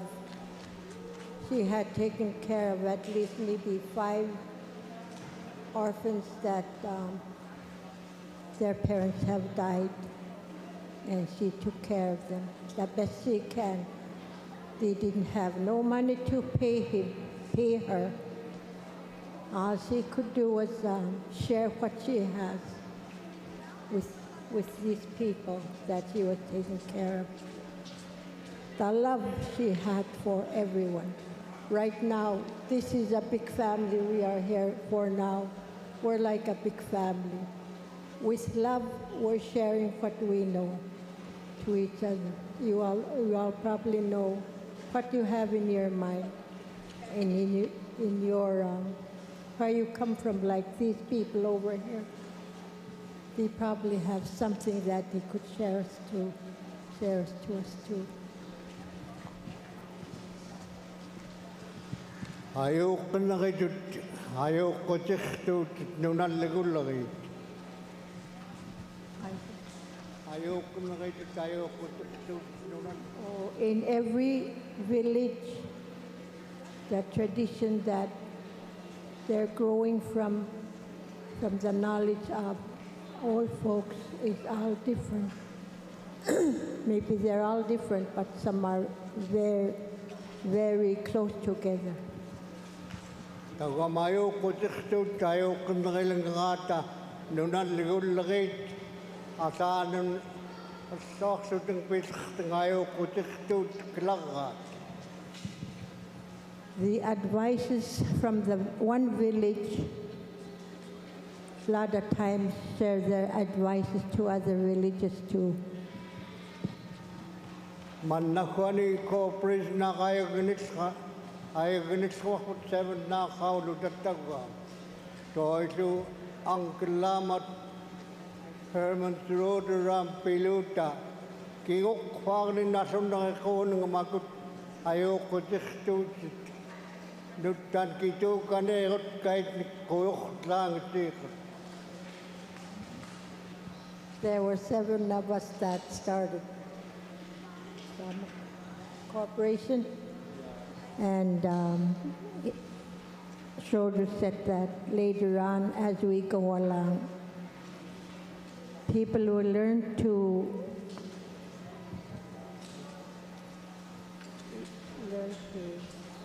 share it with other villages too, like we're doing right now. So ayoko tichtut mai anlairamang koyok so tengkuatan atau koyok ngakit pais pilang geluteng. And now that people are gathering like this today, they're learning from each other that how they could use what they have learned. Mayam koyok kalagitang batam ni away. Ayok natin nulan ligulagit yawan lagi. Yung naligut kin nakasbuk ni kayo ko tichtut takamaktrun lik kolo. As I was looking at the dancers today, there were people from various villages that were learning how to dance from each other by looking at them. Litnaot tait malik takos taita ilamok yung kanang tiklakay torton kukpitak asin nakausin. What they have learned from others, they shared with their people in their villages. Ya youth kani youth picnic ko tayo ko teksto tamskun ato wakam to asok sudatang pagtlakto. We as Yuraq people, when we follow the traditions and people that show us what to do in our life, it helps us to keep going. Tutkarang kamugnuk ayo ko teksto tamskun illay tayan lagi.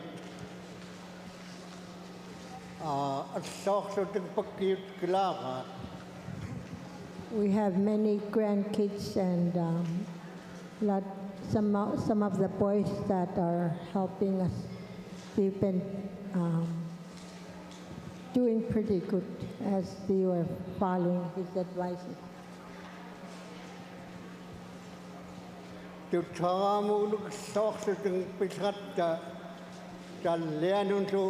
Kaleh kamu kenu tu takamu,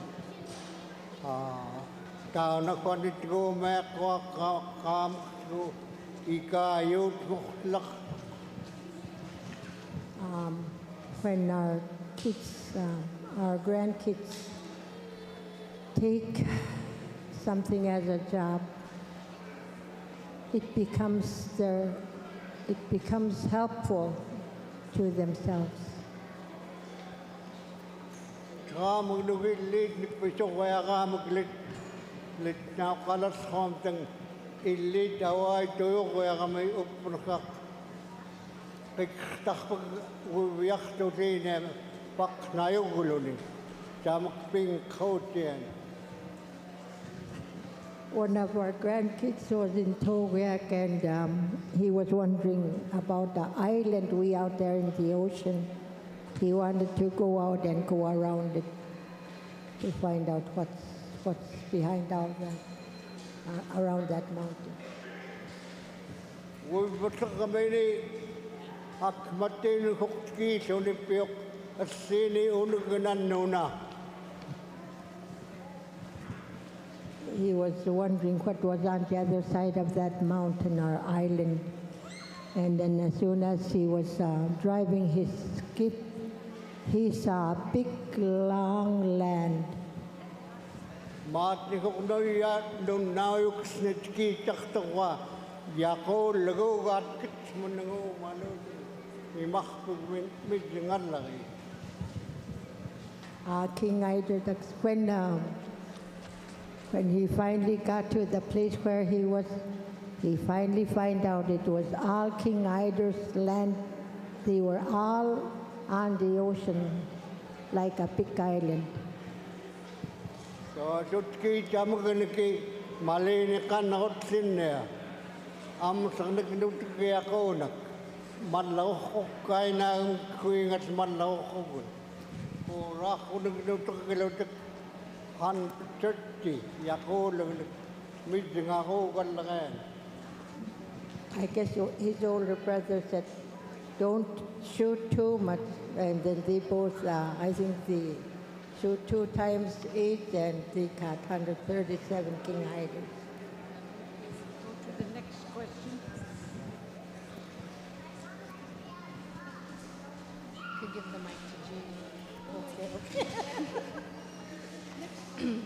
The third question is, what are the values of our traditional way of life?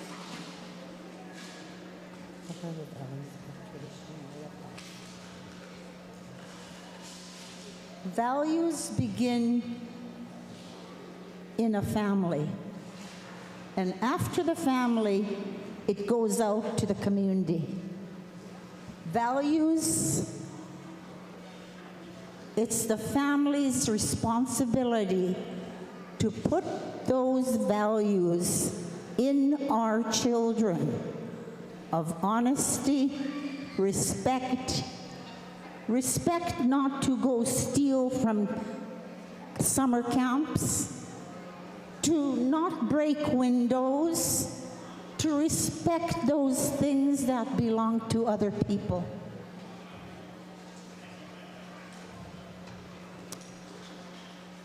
Family, we are judged by our family name. Our main job growing up was to make a good name for your family. Therefore, your village will have a good name and people will want to come in to live there. That's what happened to Clark's Point when I was growing up. People from different areas would hear that Clark's Point is a decent place to live. So they would come and they would live there, which is a good thing. So, all in a nutshell, it's us parents to put into our kids the values of how to live honestly, respectfully, with love, like all the elders said. My mom's favorite words were love, love, love. We're all connected, whether we be native or non-native.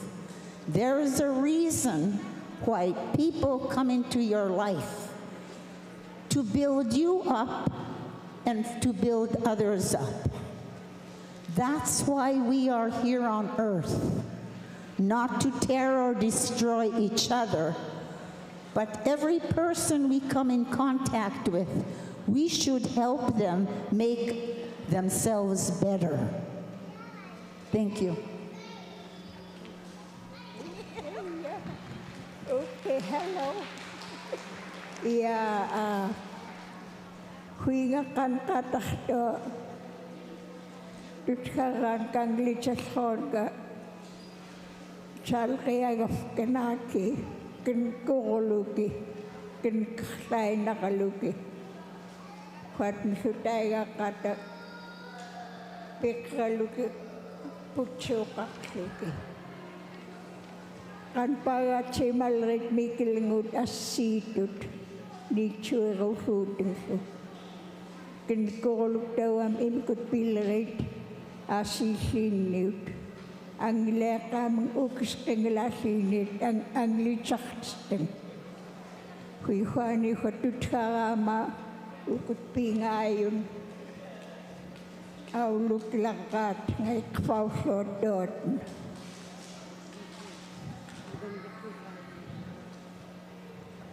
One of the values she expressed is the proper way to raise children is with love and respect. She raised mainly three grandsons. One of them is here with us, Justin. Raise your hand, Justin, so they could see.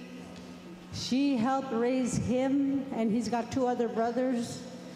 When my dad was alive, he helped raise the 3 brothers.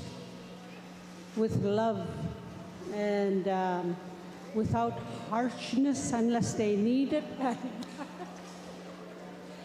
Once in a while they do need it, you know, to be straightened out, but with a lot of dignity and respect, because she says that when you raise folks that way, they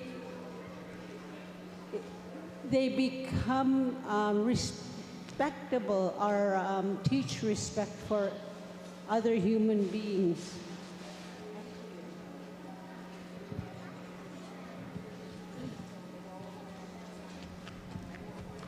In growing up, my grandmother used to tell me, in everything you do, do the best you can.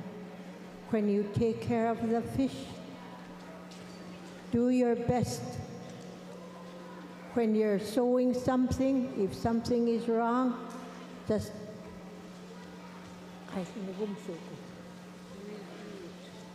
redo it, take the stitches off, don't be lazy. Just take the stitches off and do it all over again. And when you do that, you will see, good thing I did that when I made a mistake. My first aspak I made, I don't know how old I was. I was still in school, and I tried it on, and then I looked in the mirror. And my pocket was lopsided, and I cried. I went up to my sister, my older sister, and said, "Can you please help me with this?" She said, "You learn by your doing it yourself. You try, take it off and put it back on." In everything we do, even in school, you young people, do the best you can. If you think it's wrong, do it all over again. Do it all over again. The best thing to do is try, try, try. كن كل غاك ويك عيو قتختي ينقطق إغناق نغيل قمك عيو قتختو دولو.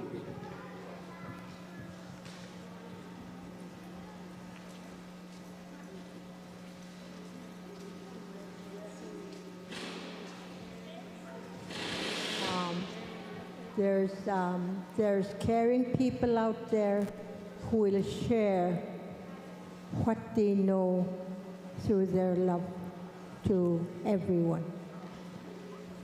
تامك عيو قتختو ملغيت يومك تامك إلا تنقنط لغايت إنه مدام كنك غاميك عيو قتختو تقنط خنا. A lot of times there are folks out there who will say, that person there loved us so much. I'm going to tell you what he has said to me.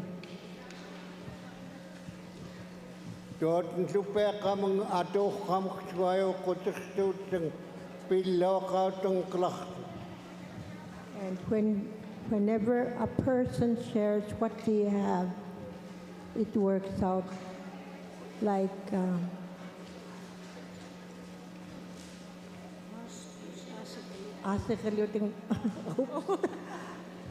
it's prosperous.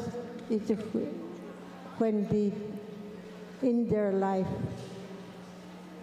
as they go along, it will come into their mind.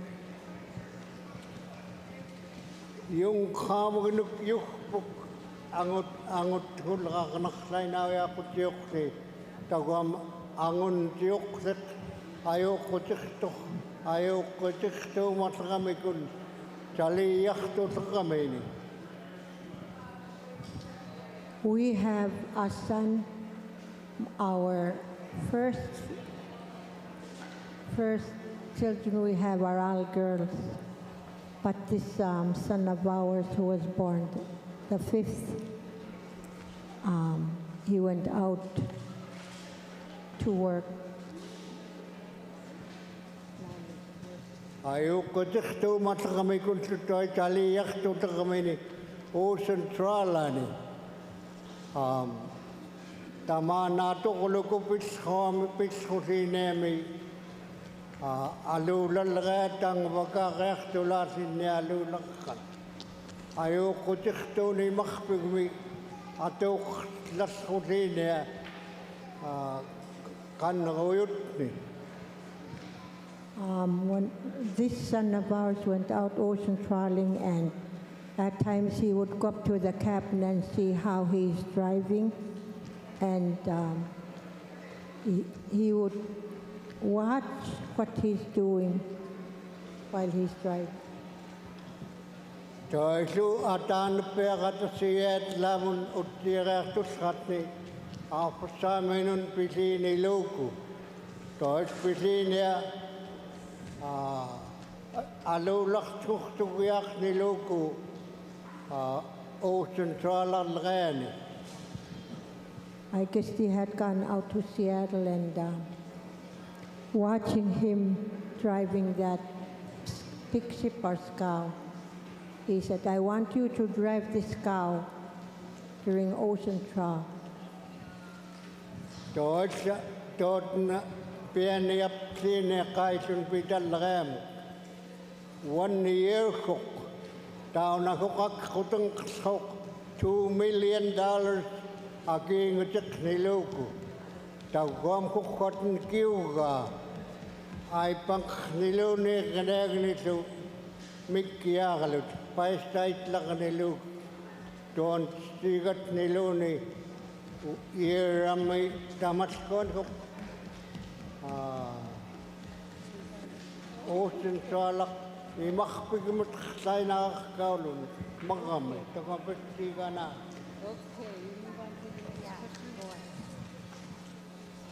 This is the wife. She says, stop him. You want to tell us a long story. Last question.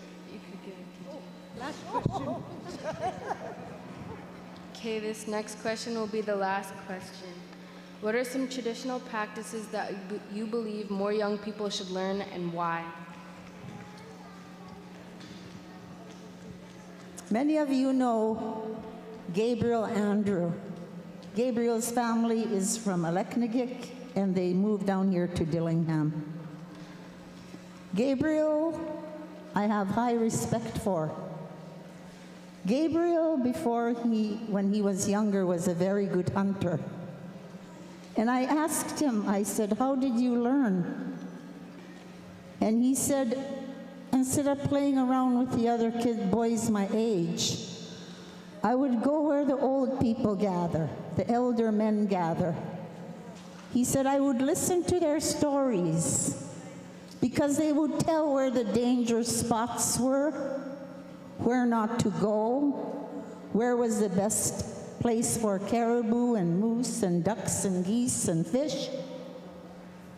And he said, most importantly of all that I learned was to take care of the elders who cannot hunt or fish anymore.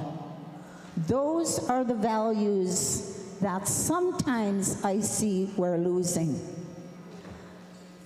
Some of our, not all, some of our elders are being left out. They never get to taste seagull eggs. Maybe they're forgotten, I don't know. And moose, we don't get caribou around here anymore, I don't know why. But they don't even get a taste of moose. So those are the values that we need to go back to. We come up from a culture of sharing, whether it be our time, our finances, our food, whatever it is, our clothing, we need to share. We need to share. And the reason why, there is a promise behind that, according to my mother, and it's directly in line with the Word of God. When you share, you have one hand out, the other hand out. You give with one hand, you will receive back tenfold when you share with those who are unable to get things themselves. That's nature. Thank you.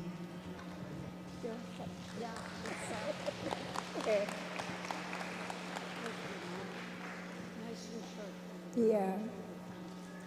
Yeah, what Mikkel nut la kun ai pagniasi reach tutlu. Imu Mikkel nut angukara ulit ang nasagat ko kastela suit. Maktaw suki dot. Dot piyo rotet mai. Jawam kwat ko suit chamakli chakon asreachtut asilram doi. The one thing that she encourages is events like this to continue for our next generation, the teenagers, because this type of activity expands their knowledge and values are passed. Kind of reminds her of the Qazri days. Nowadays, we're given a bottle of water, but back in the day, they carried water and passed water to elders, you know, in a cup or in a dipper. Much like what we're doing now, she hopes it continues for the sake of our young generation. You all have heard what we're talking about, and I want to tell these young people what they should learn and why. We all learn by practices. Practice is one thing that is very important. You learn by practices, then you learn it. You learn how to do it. And once you learn how to do it, you use it. And after you use it, you got something that you have learned, put it into your mind.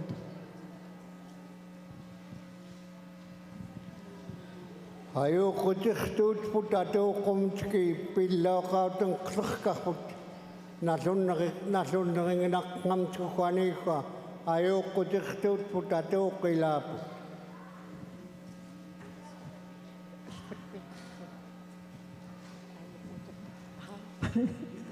Now that we have learned about the way we should be doing, and he said, let's all use them, what we have learned.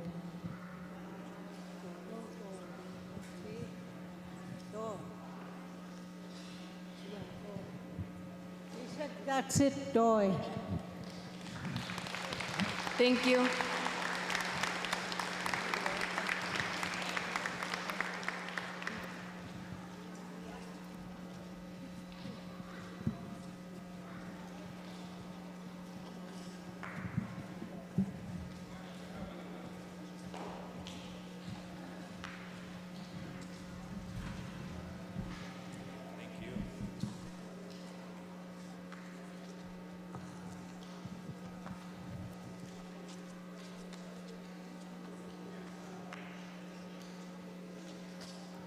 Okay, thank you. Another big round of applause for our elders.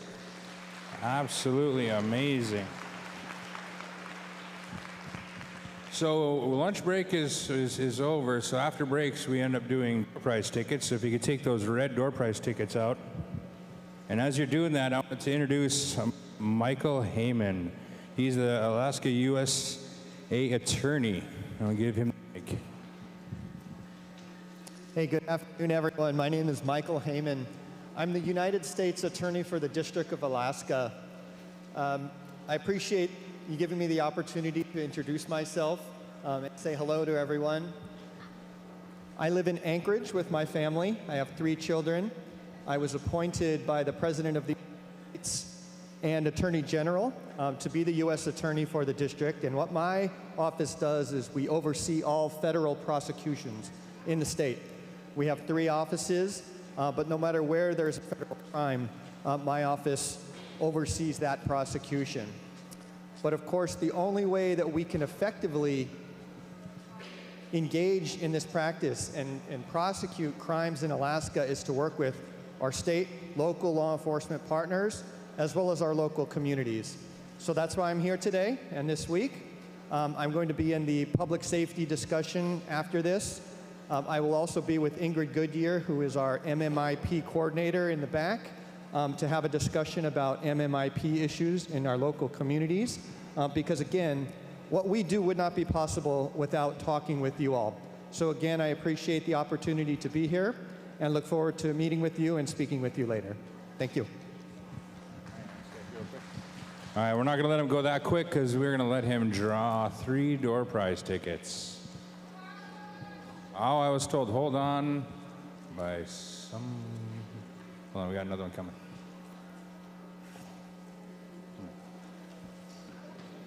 All right. Last 3 numbers is 163. 163. Remember, you got to be here, you got to claim it. No bingos.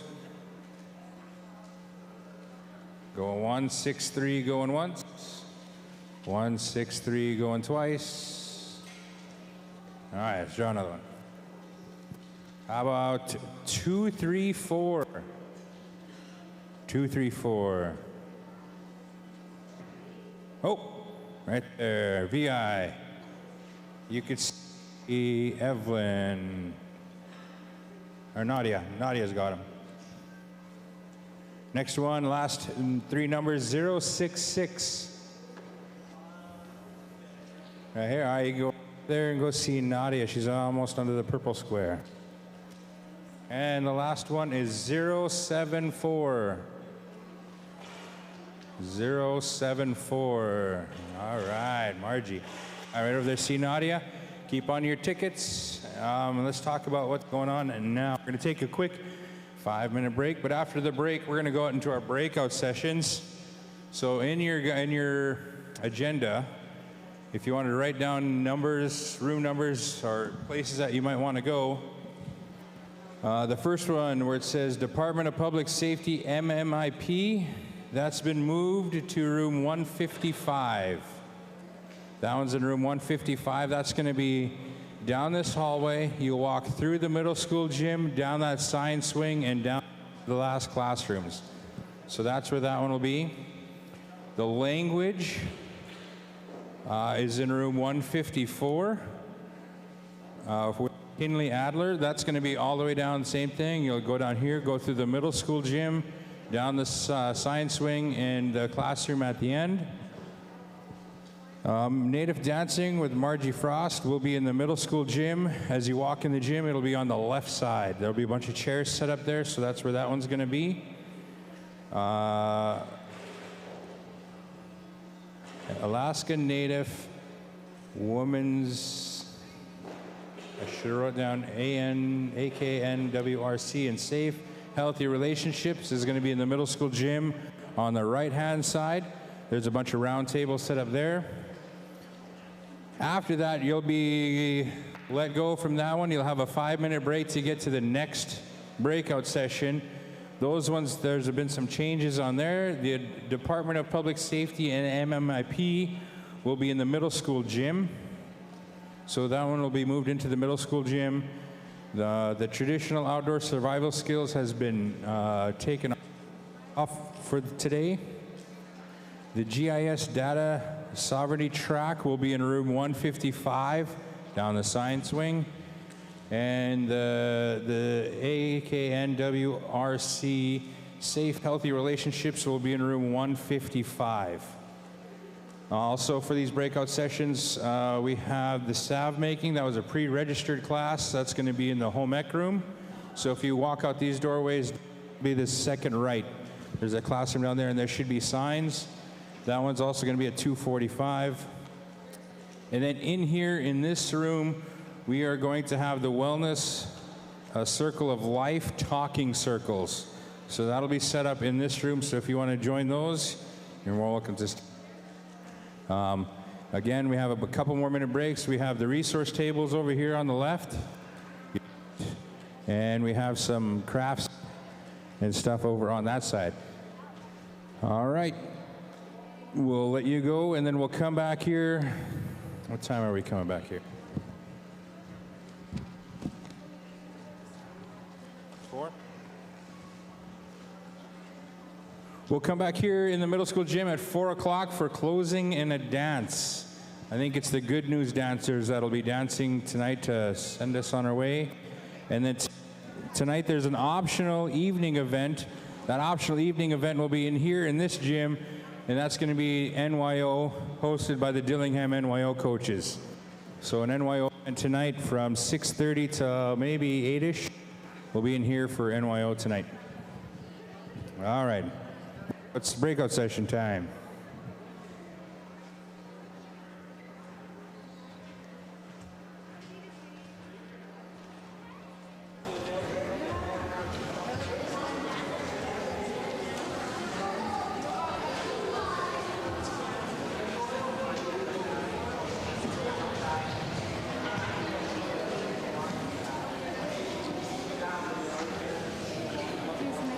Let's get those raffle tickets out. We're going to have the Regional Public Safety Officer and VPSO Program, Craig Maines, do the drawing. And he's got an envelope to talk about. So I'm going to give it over to him, then we'll get some drawings going. Afternoon, everybody. The state was out here and presented in one of the other sessions, and they left a bunch of stuff that's over at the main table. One of the interesting things that they left was this DNA print envelope for safekeeping. What it is it has an envelope inside and directions to take the fingerprints from your child or your teenager and a sample of their DNA. And once the DNA sample dries, you put everything back in this and you put it aside in your safe for safekeeping. This is all part of the MMIP program, in case, future, you hope not, that never happens, but in case your loved one or child goes missing, then you have their DNA and fingerprints in your personal file to help the investigation out.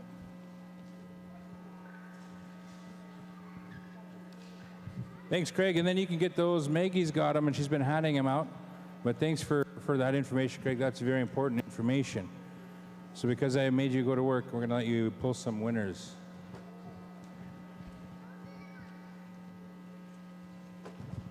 All right, he's going to draw one at a time.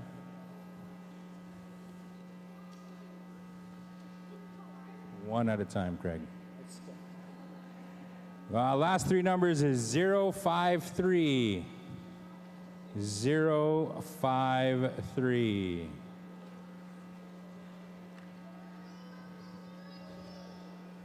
053 once. 053 twice. All right, well, let's get another one, Craig.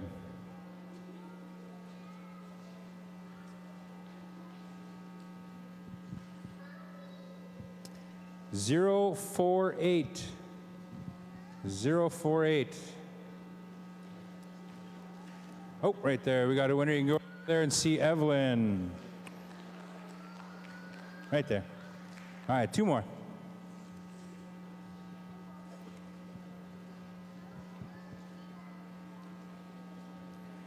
Two one zero. 210. 210. 210. Going once. 210 twice.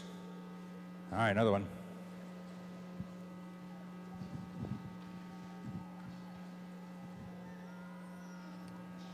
$100. 100. Way over there, Susie. You can go see Evelyn right over there. Nope, one more. We got two winners so far. We need one more winner.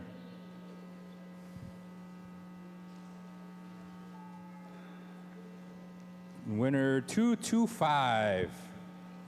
225.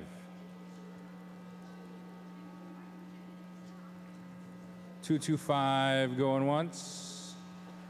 225 going twice. Redraw.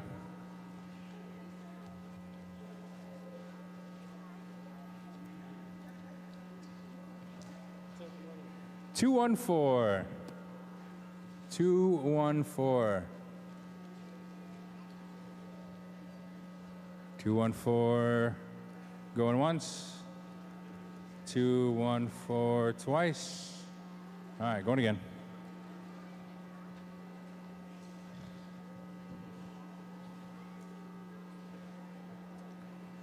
187. I heard a woo.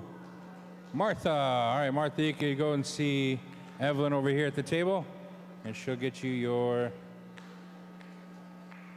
prizes.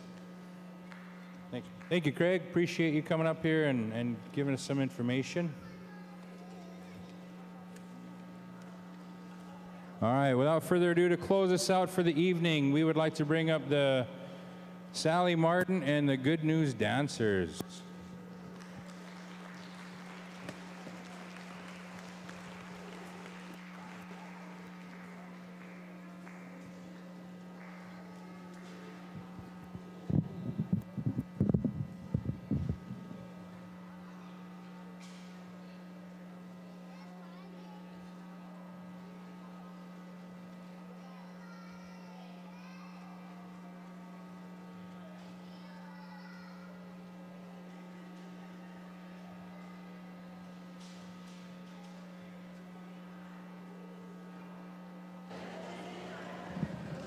One question that came up is these tickets, you can get rid of these tickets and we'll get new tickets tomorrow morning.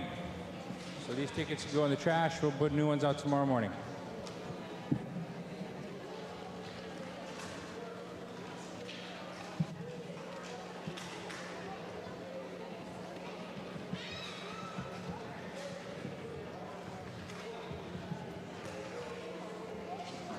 Awayakaya. Our good weather song.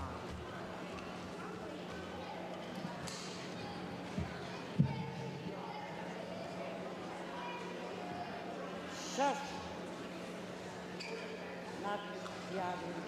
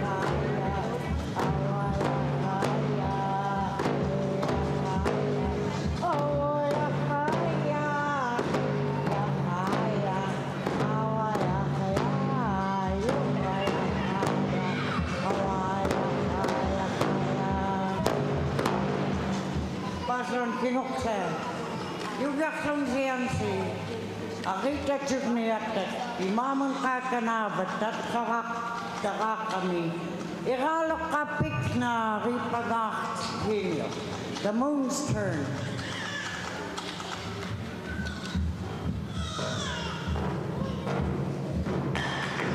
Yuraq from Ziansi, Arita Chugniatet, Imaman Kakanavat,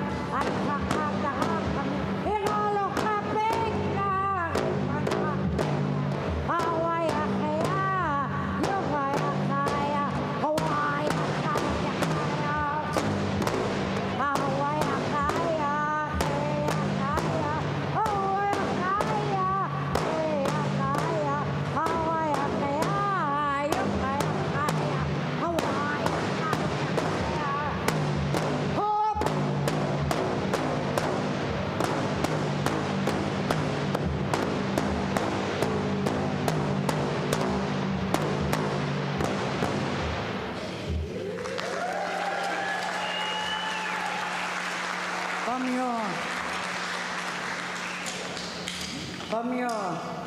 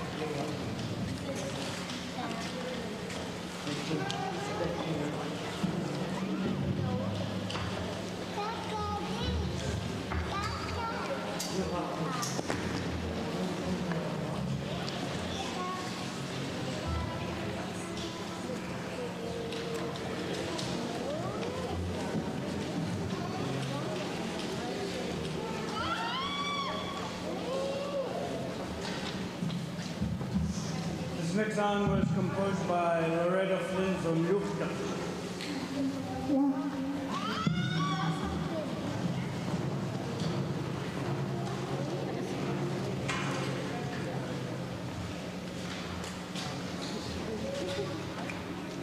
Yeah, yeah, yeah, yeah, yeah,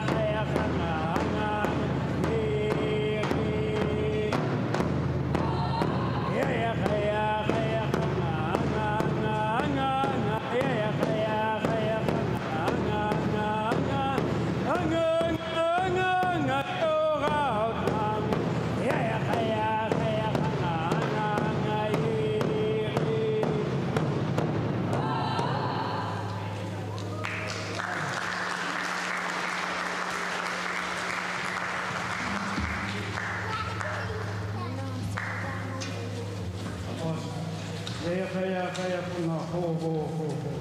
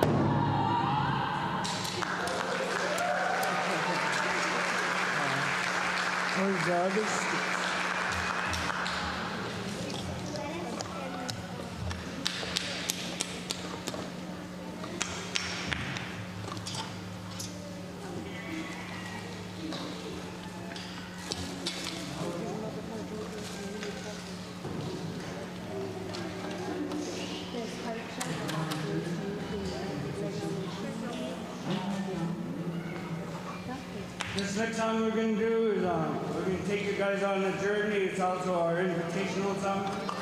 So everyone's welcome to come and join.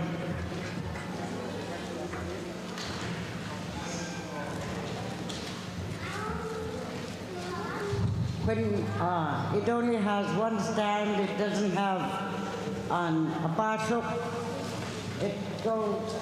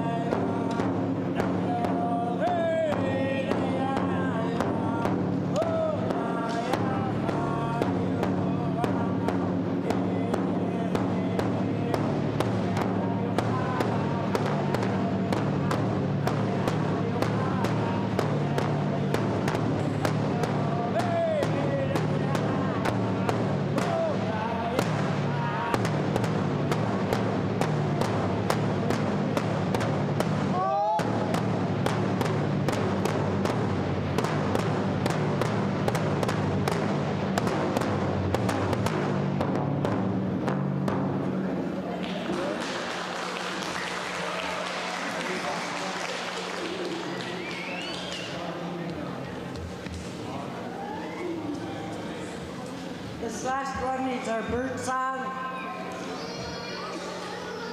Stand up. Our stand-up song.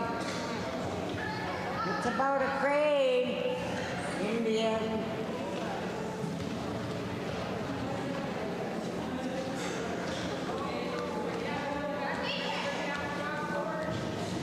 Back a little.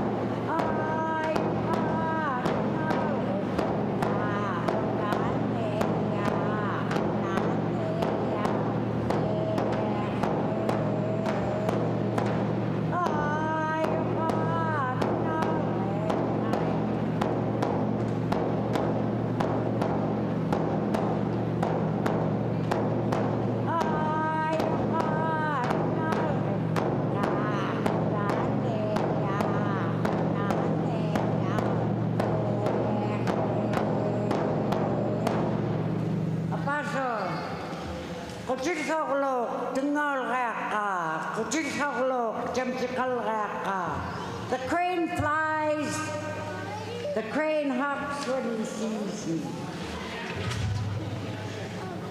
The Yuraq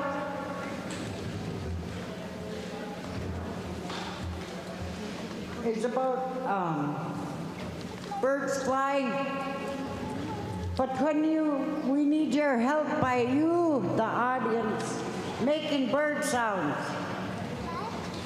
When we do the Yuraq.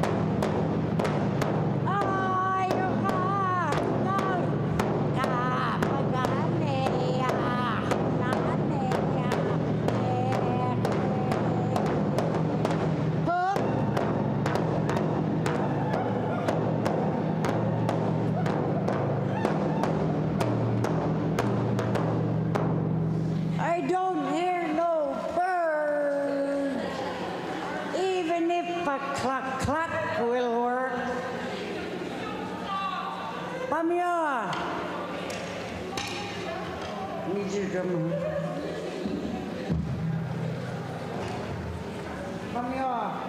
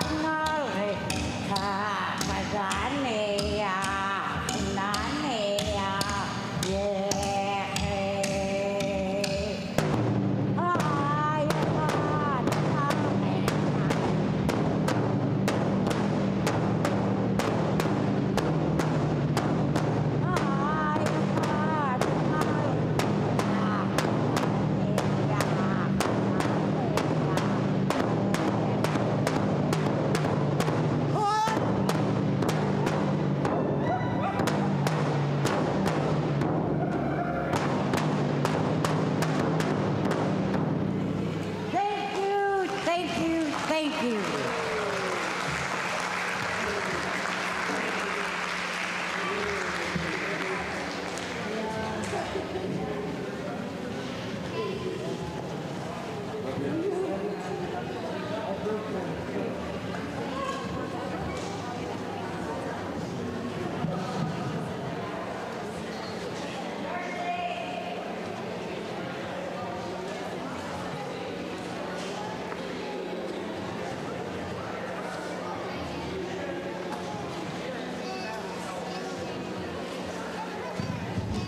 All right, what a fantastic way to end today. Thank you for the Good News Dance Group. Can we give them one more big round of applause? That was fantastic. So as we close out today, a few thank yous. I want to go out there. There was the Ingrid and Michael and the entire public safety crew that was over there that did their presentation today. We had Tammy Donovan and Becky, Margie Frost from the Native Dance, McKinley Adeline for the languages. Who else do we have? Leilani for the sovereignty tracking, and Tess Hostetter. We want to appreciate and thank you guys for doing your breakout sessions today. Tonight we do have an optional event. It's going to start at 6:30 tonight. 6:30 we're going to have NYO in here presented by the Dillingham NYO coaches. You're more than welcome to come. If you have other plans or dinner, that's fine. But we'll be in here doing some NYO from about 6:30 to 8. And then we'll start tomorrow with registration at 8:30. Again, if you registered online, you won't need to register again, but you'll need to sign in over there, get a raffle ticket. And thank you for coming tonight, and we'll see you guys in the morning.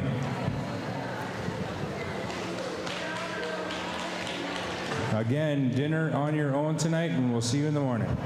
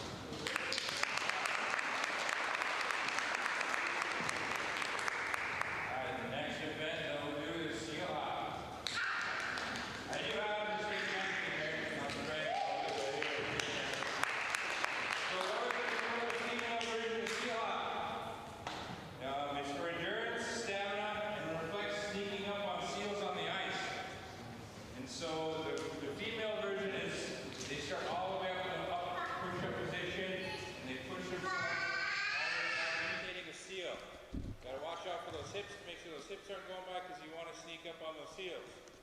Ready? Up. Up.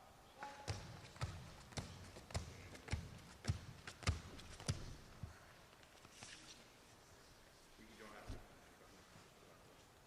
And then that's the girls.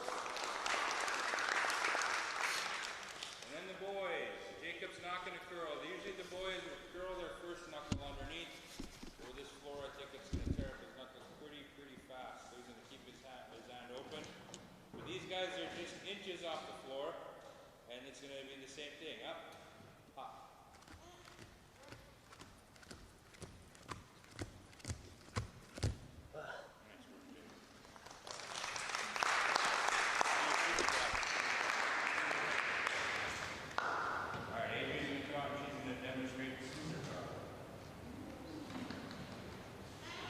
Traditionally, this is used to practice balance needed when jumping from ice floe to ice floe and to keep warm while you're outside. So this was a little hard to explain until you see it. So she's going to start off on 2 feet. She's going to jump out on 1 foot. She's going to scissor her other foot behind her first foot. Jump out one more time, and then all the way to 1 foot. 2 feet, sorry. And then she's going for distance. So we want to see how far out she can get. She's going to go ahead and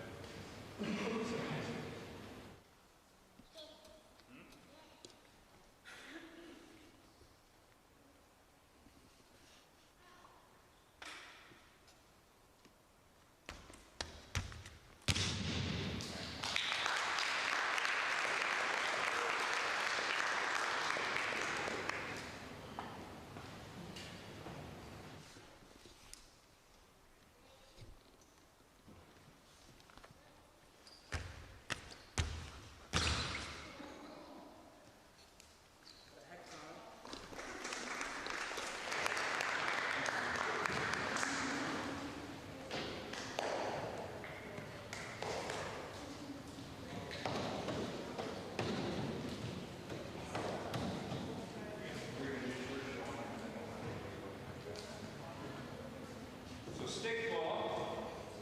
This is Eskimo stickball. We're changing this name, I think, to Inuit stickball. Inuit stickball. This is used to build balance and handling strength and practice of pulling seals out of the water. So after you harpoon the seal, you got to get the seal out of the water. But you don't want to jerk. If you jerk, what could happen to that line could snap. So you want to get a nice even pull, and this is to pull the seal out of the water. Okay, ready, set, pull.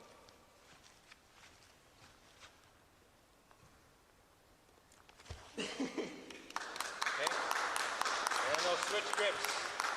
The other person's on the inside, the other person's on the outside. Ready, set, pull. Nice.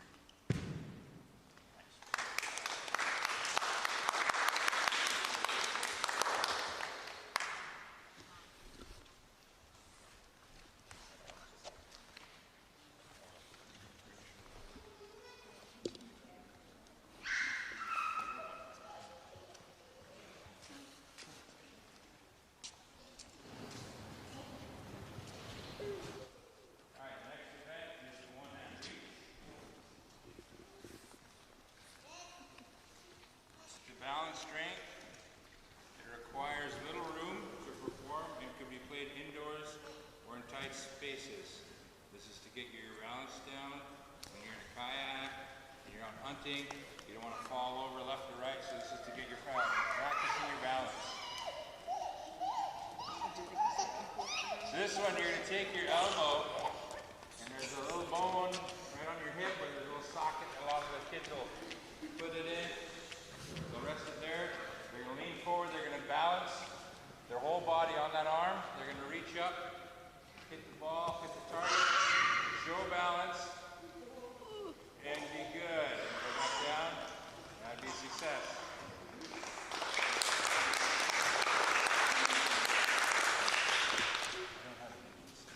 I don't have an Indian stick, so we probably won't be doing Indian tonight, but we will try and get one for tomorrow.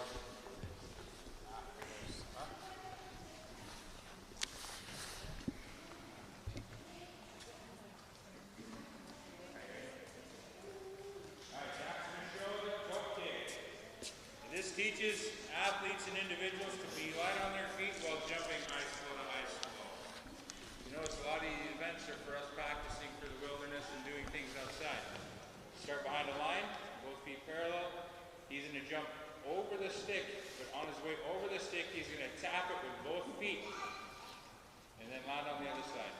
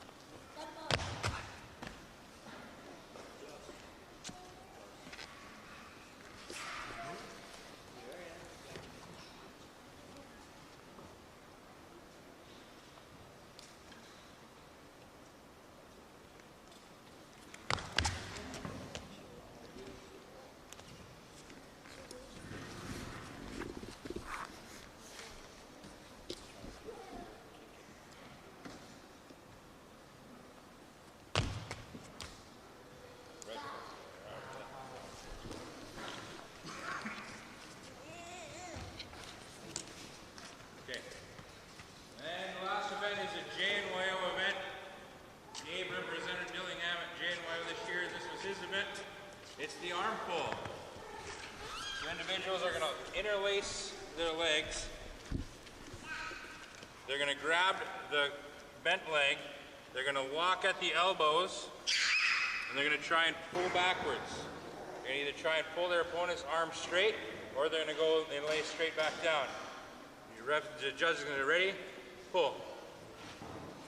Pull straight down, then they switch legs and switch arms.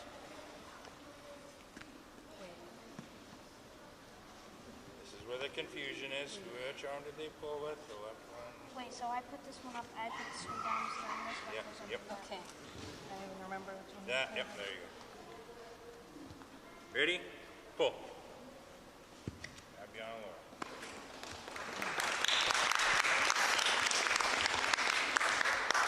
So those are the 11 events that happen at JNYO and NYO, and we are going to open it up.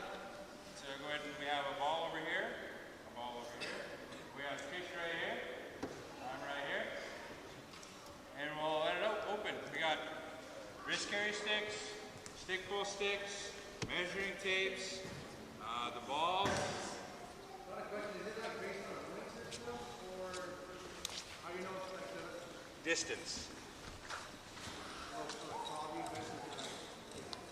So for like the 1 foot high kick, you want to see who can kick the highest. You have 3 attempts. If you miss all 3, then you're out. If you continue kicking, you can go.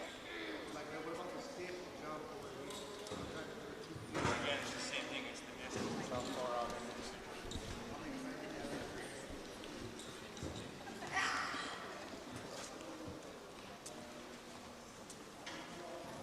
All right, you guys are playing awesome.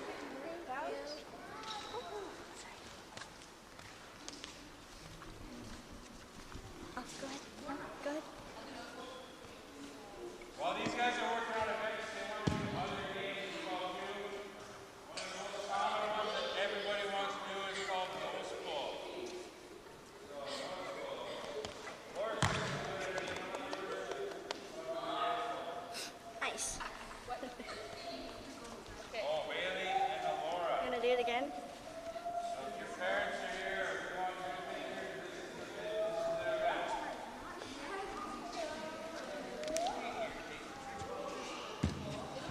Almost there.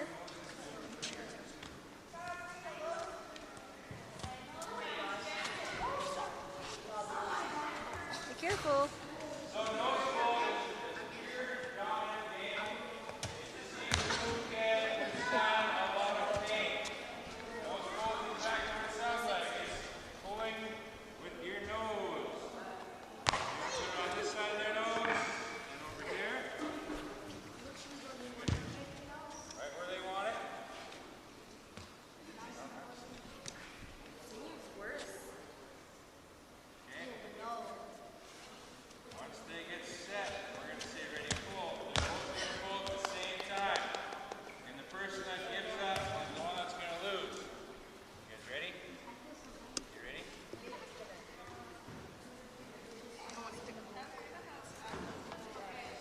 Set. Pull.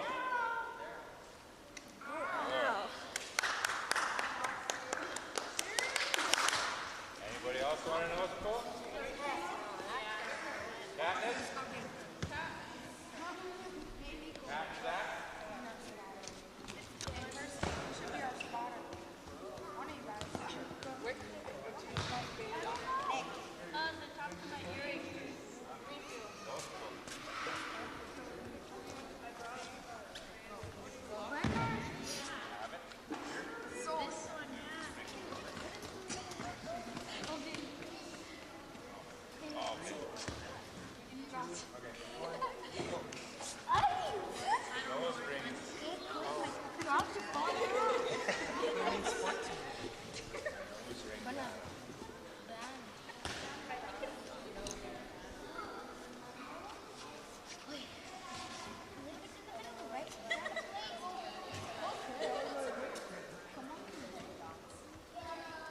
Ready?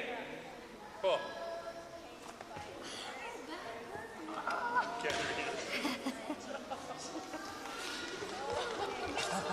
Ouch. Rolled up. Did it? Oh, shoot. Are you okay? Vic?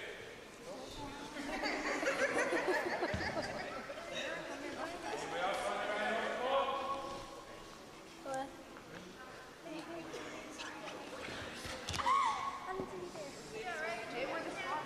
I don't know.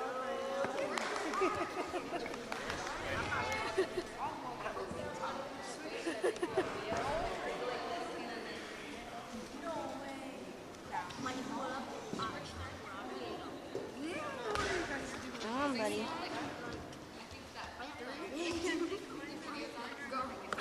Oh, I hurt my knees.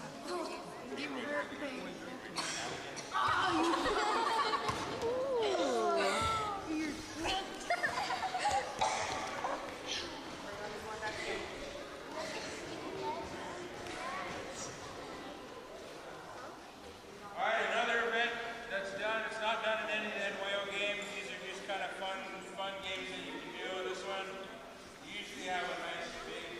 Am I gonna be in your shot? It's okay. No. It's alright. This one, he's going to be seated on the floor. He's going to take the belt. He's going to put it around his knees and around his neck. He's going to then lift himself up with his feet, and he's going to swing backwards to touch the ball, keeping his balance. He's going to get the belt to where he likes it.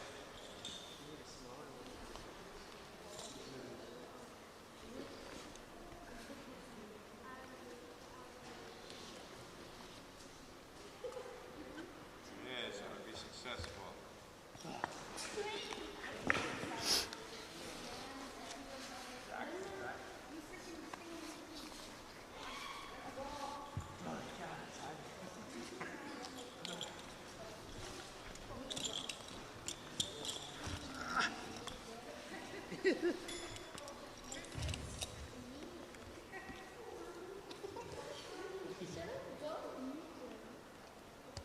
So close. This is also a measured distance as well, too.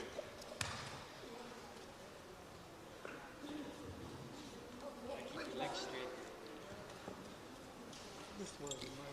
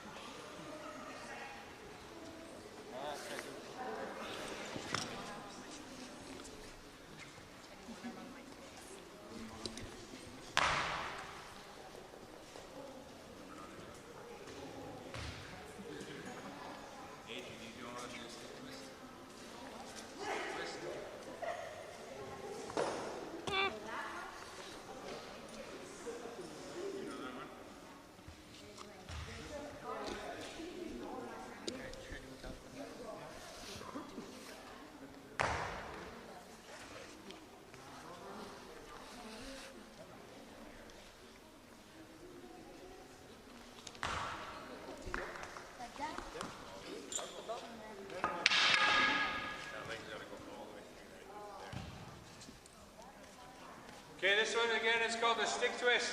You start with a stick in front of you. This is a limber game to see how limber you can be. He's going to take this stick, he's going to pass it through his body once and twice. Okay? He's going to step through, goes behind him, then he's going to put it over his head, and then down. And he's going to take his foot and he's going to step around his arm and through into the stick. And then he's going to duck through. Yeah. And then step backwards behind it. You're out.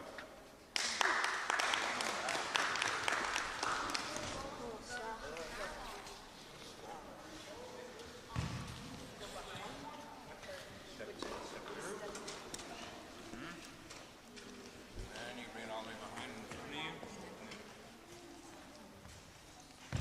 Yeah. And duck under it. And step behind it. There it is.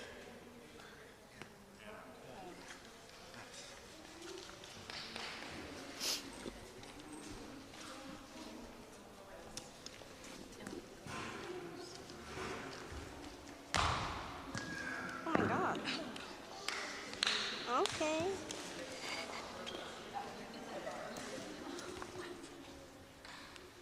This is a speed event. How fast can you do that? Try it again.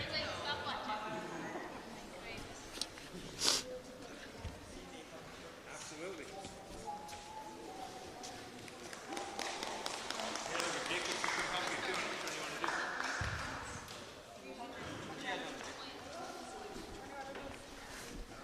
One where you hold your foot and kick. You want to try asking? You go like this? Try that one. Yeah. Go ahead. Want to try like that? Go ahead.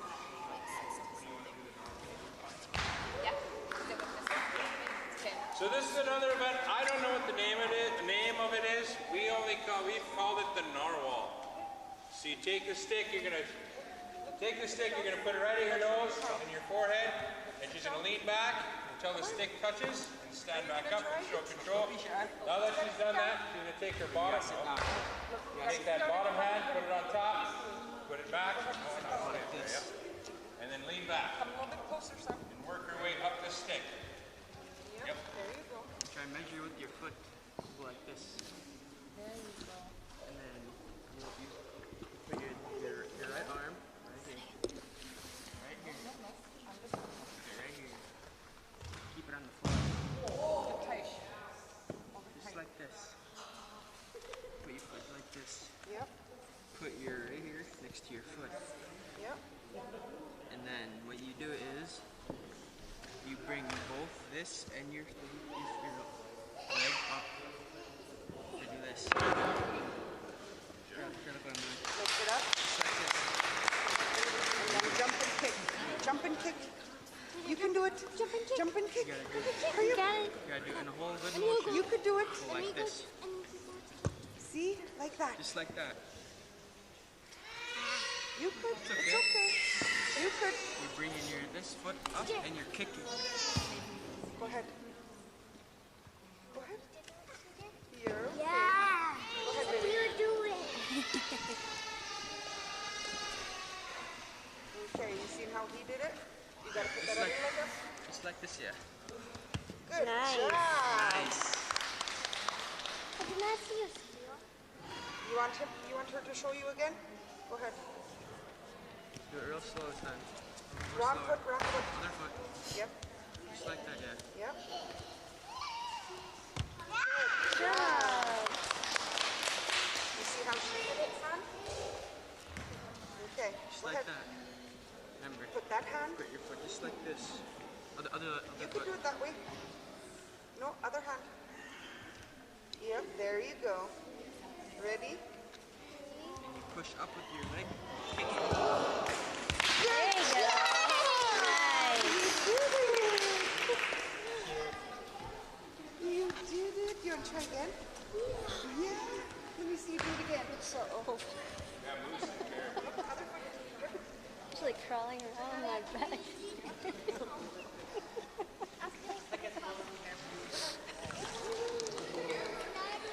So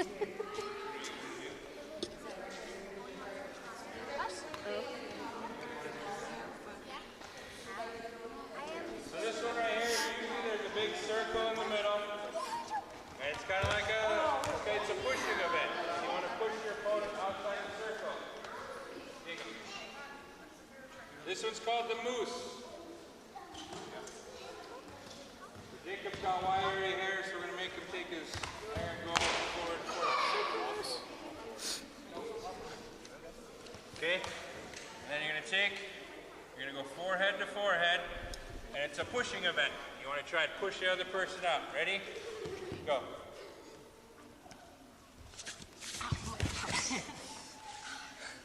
I thought you had to go on.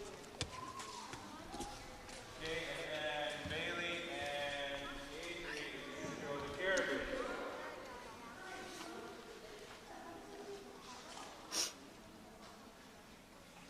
After they take the ears down. So same thing, you have a big circle. This is another pushing event. Instead of going forehead to forehead, they're going to go shoulder to shoulder.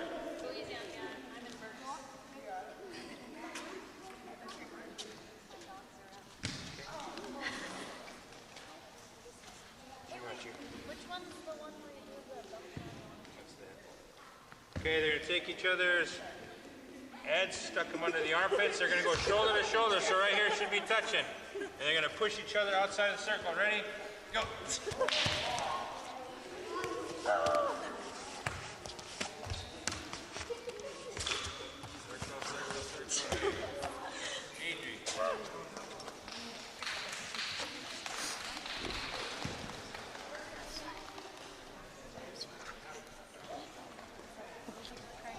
Hold this for a second. I'm gonna put my jacket away.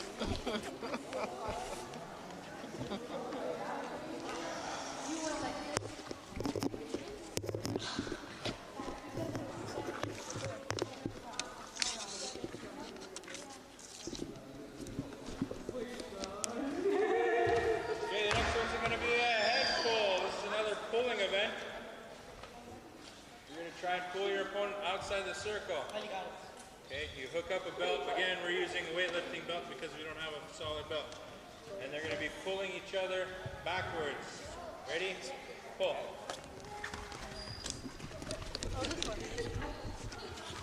God dang it. God dang it. No, it's okay. I'm sure there's gonna be another one.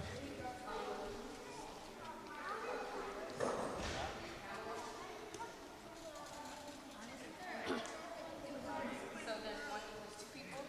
One person would wrap their legs around a backpack and go through their legs. I can do it with Bailey. I think I do. Because she's so strong. And then you go down and you grab the back of her feet.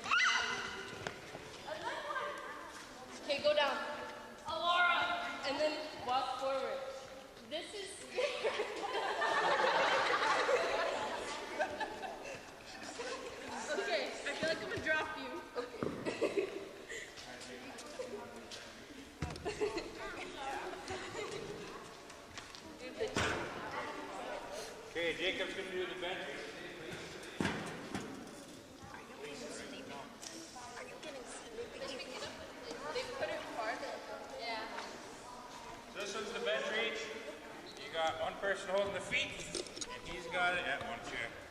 He's got to place it out, come back up. Now he's got to go back out, pick it up again.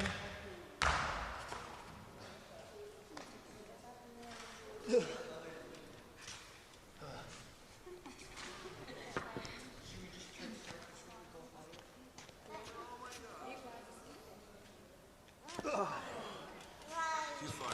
Oh, hello.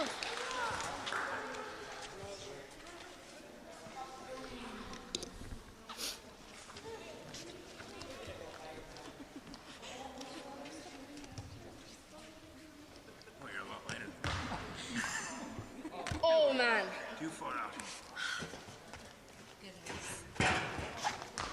Try, Nico. Let's go, Nico.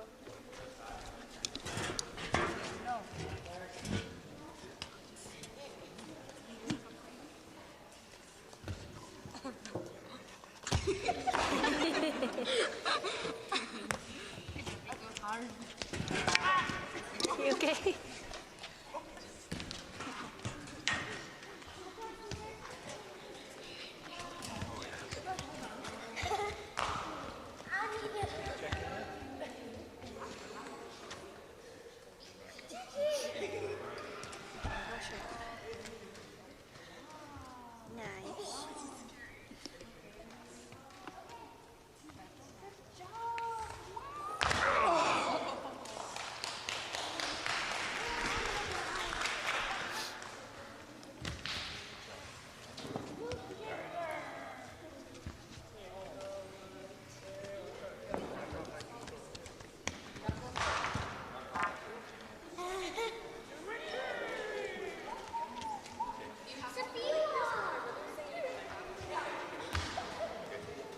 Okay, another event, it's kind of like the steel hop.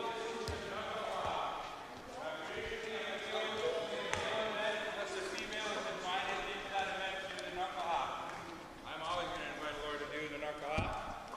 So, it's the same thing, except she's going to do it the boy style, so she's not going to go far off the ground, and she makes a fist. And she has to hop on her fists. And this one's an oval, so they have an oval track that they do. Ready? Up.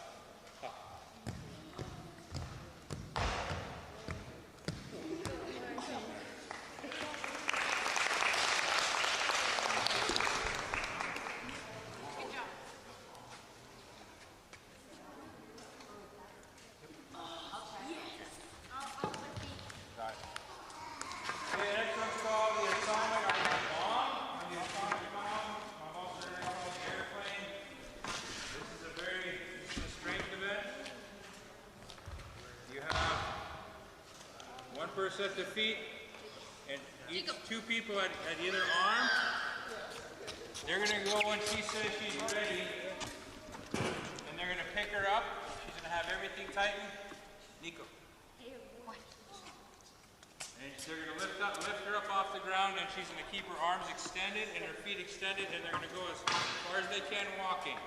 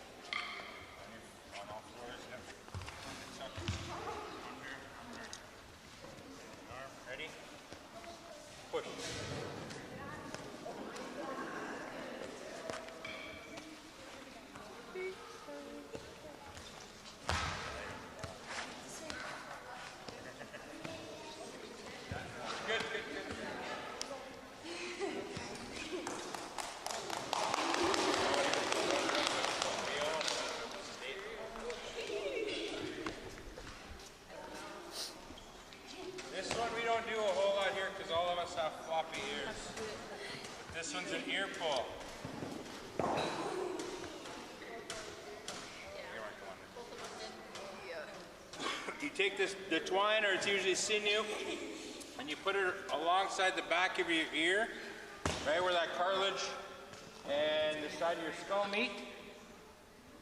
And then they're going to pull straight back. Ready? Pull. All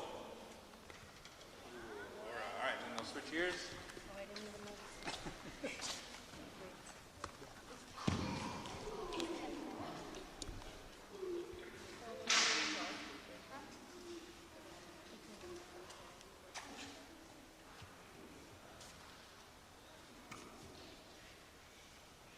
Set.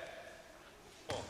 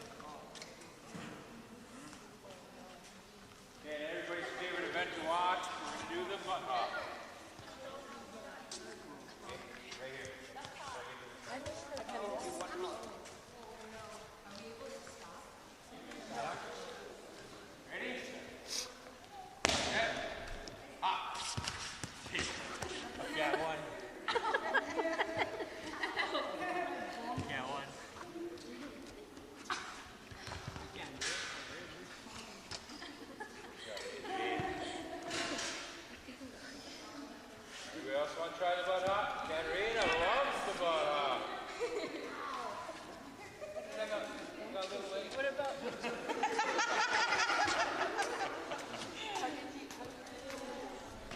Russian triple jump. So very different things. When you run as fast as you can, you take the on line, off line, and jump 3 times.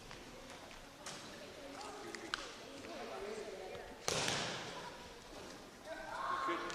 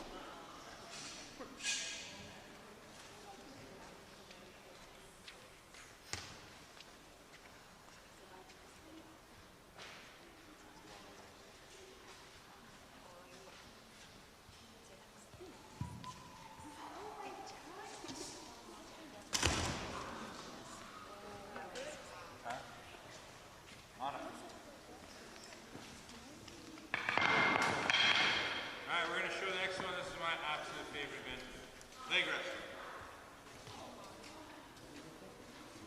So each opponent's going to lay down on their side. They're going to lock elbows, lock their hands. They cannot let go of their hands. Their hands have to be locked. So lock your hands. Not that. Well, not your feather. Your own hand. Your own hand. Okay? And then they're going to come up 3 times. 1, 2, 3. On the third, they're going to lock at the knees. They're going to try and roll the other opponent on the other side. Ready? 1, 2, 3. All right, and then they switch legs.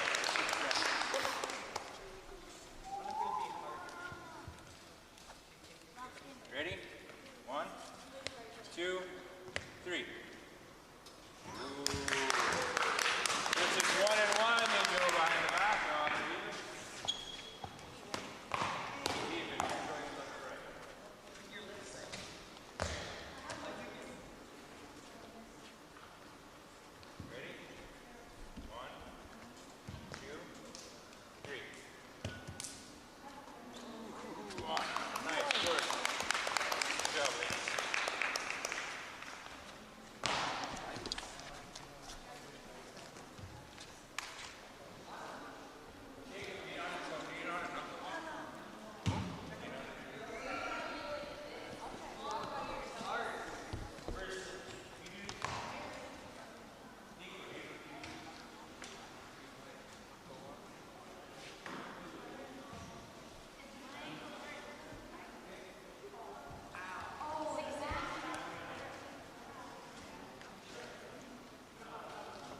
farmers for leaving. Mm.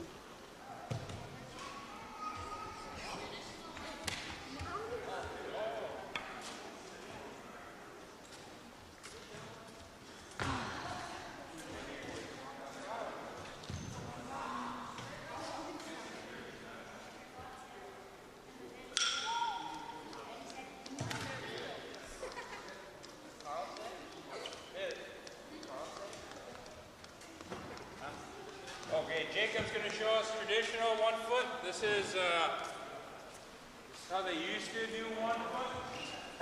Jacob's going to jump off of 1 foot. He's going to kick it with 1 foot, and he's going to land on the same foot.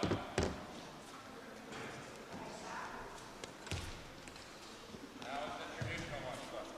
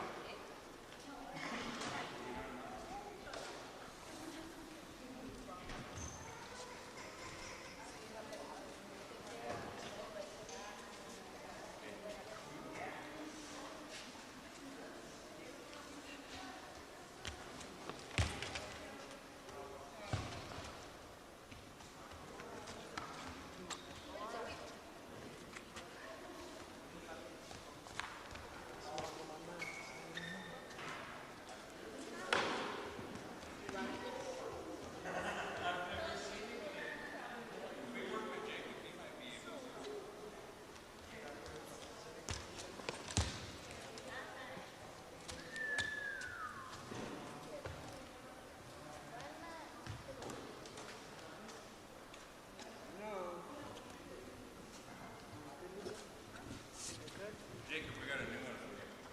I've never seen this one.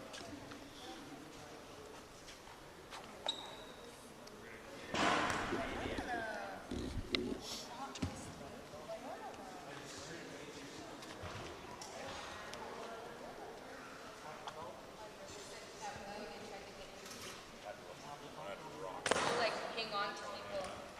Oh no way! You really My did. little short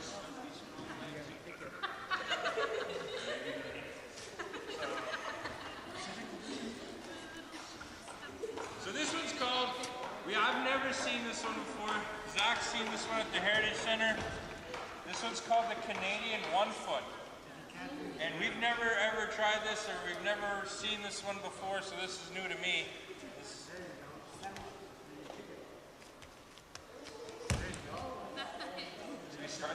Try again.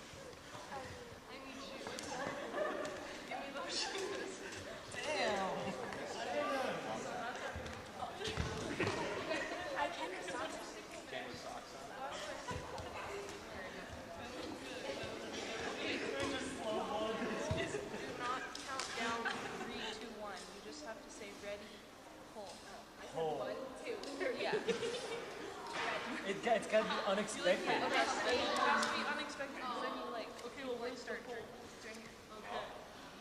Out. Do I do one or two? Yep. Okay. One or two. Oh, you got it. Cool. This one's fun. You guys can. Okay. I'll set her in. Oh, inside. Ready? Go. Oh my Oh god. my god. You did not give me a turn. Okay. There you go. You say it. Yeah. Okay. Okay. Okay, we'll just go with it. Okay. When you say ready, you give me the chance to be ready. Okay. Let me get my feet crossing each other around. Yeah. Okay, are you saying it? Ready? Ready? Pull. That was good. Alright. Okay, now it's sick. Now we switch. That was fun. I won.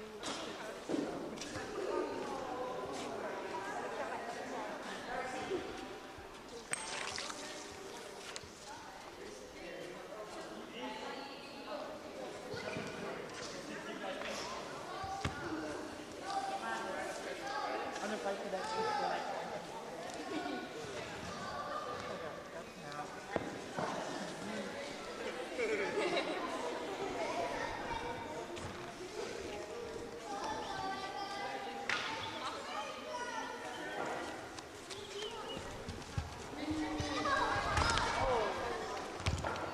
Hey, Darcy. You okay? Yeah.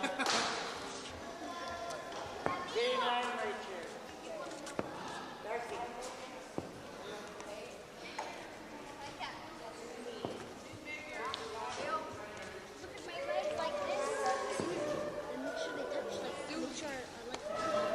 Okay, we found the stick.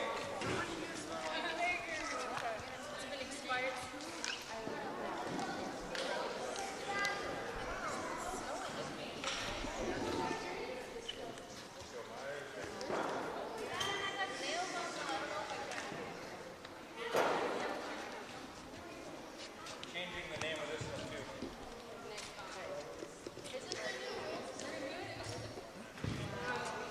This is called the Dene stick ball. So this one's got a tapered stick, the other one's got a tapered stick. And you have two boys and you have it covered in Crisco. This is imitating a fish tail as you're pulling the fish out of the river. Let's go, Andy. Not the same one. If you lift it up, you have to put it down in the same spot. You can't pivot. You can't push or pull over people's shoulders. Aren't there new rules? You can only pull. You can pull straight back, you can't push. Can't push, you gotta pull straight back. And don't go over the taller person's shoulders, so don't go past like right here. And then don't jerk or brace. And are you allowed to twist? Anything. You could twist it. It's like a fish. You're imitating a fish in the water. Oh yeah, your feet. Your fish is in the water, you're pulling it up. I'll say ready, pull. Yeah. Oh, shoot over. Oh, can't go over the line. It like slipped when we both did it. Okay. You keep moving. Ready? Pull.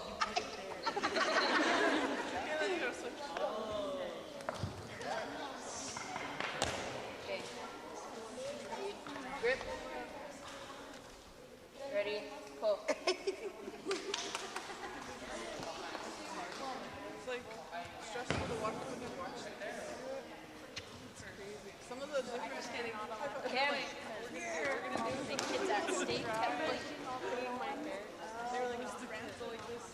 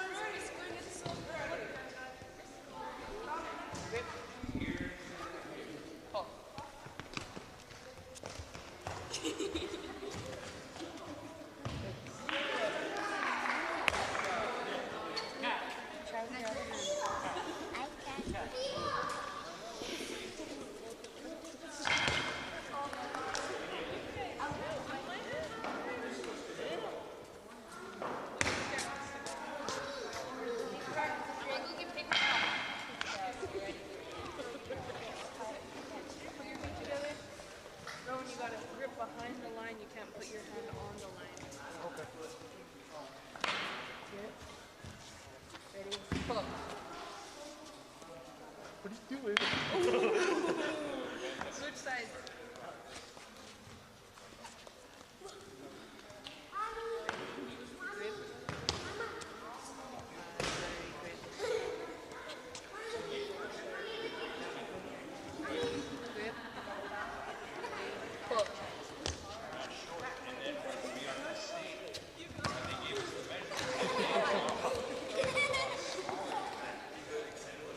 That is.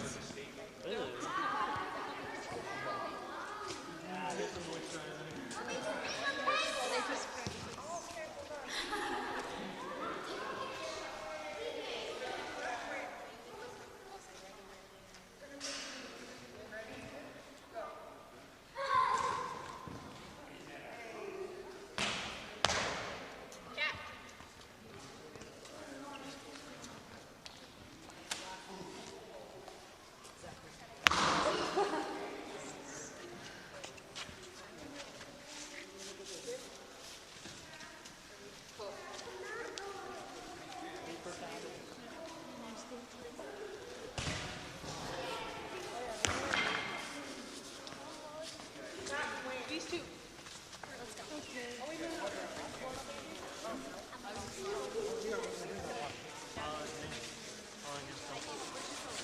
where's your phone? Where's your phone?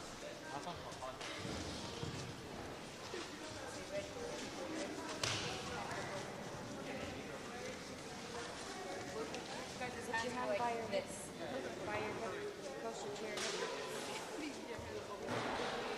You lose. If you do it again, it will be loss for that goal.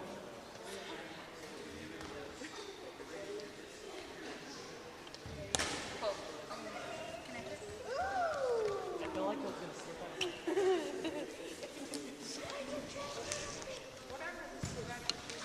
What? This one.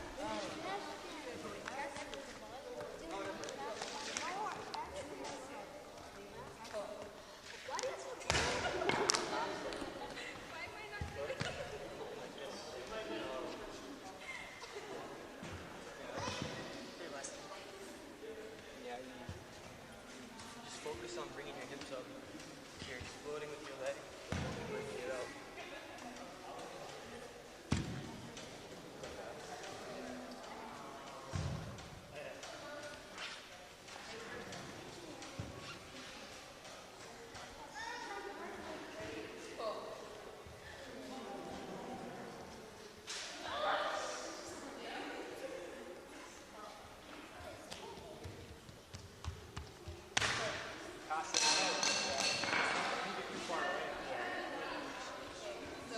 Bottom of shoe like grazed it just like that.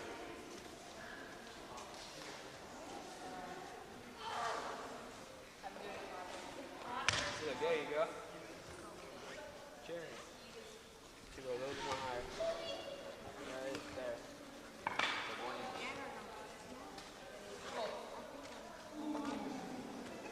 Still bringing your hips up there. On right there. Why is the phone up?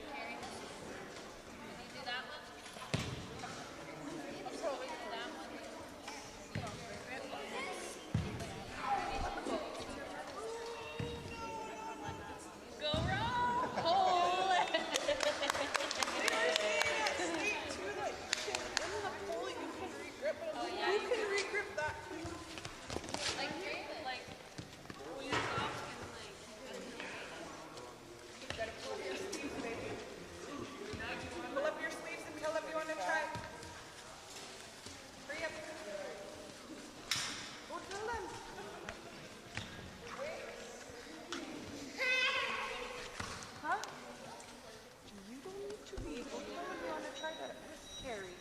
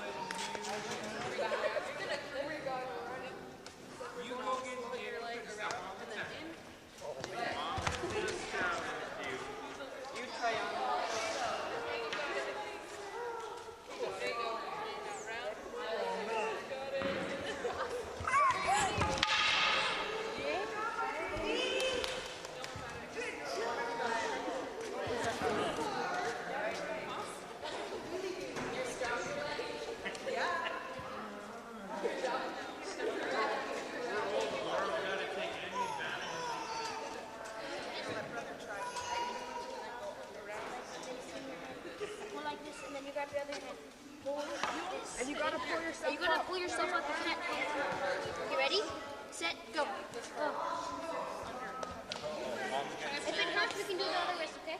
And when you don't want to do it anymore, just put it a little bit more. Right there, ready? Set, go. You gotta lift yourself up.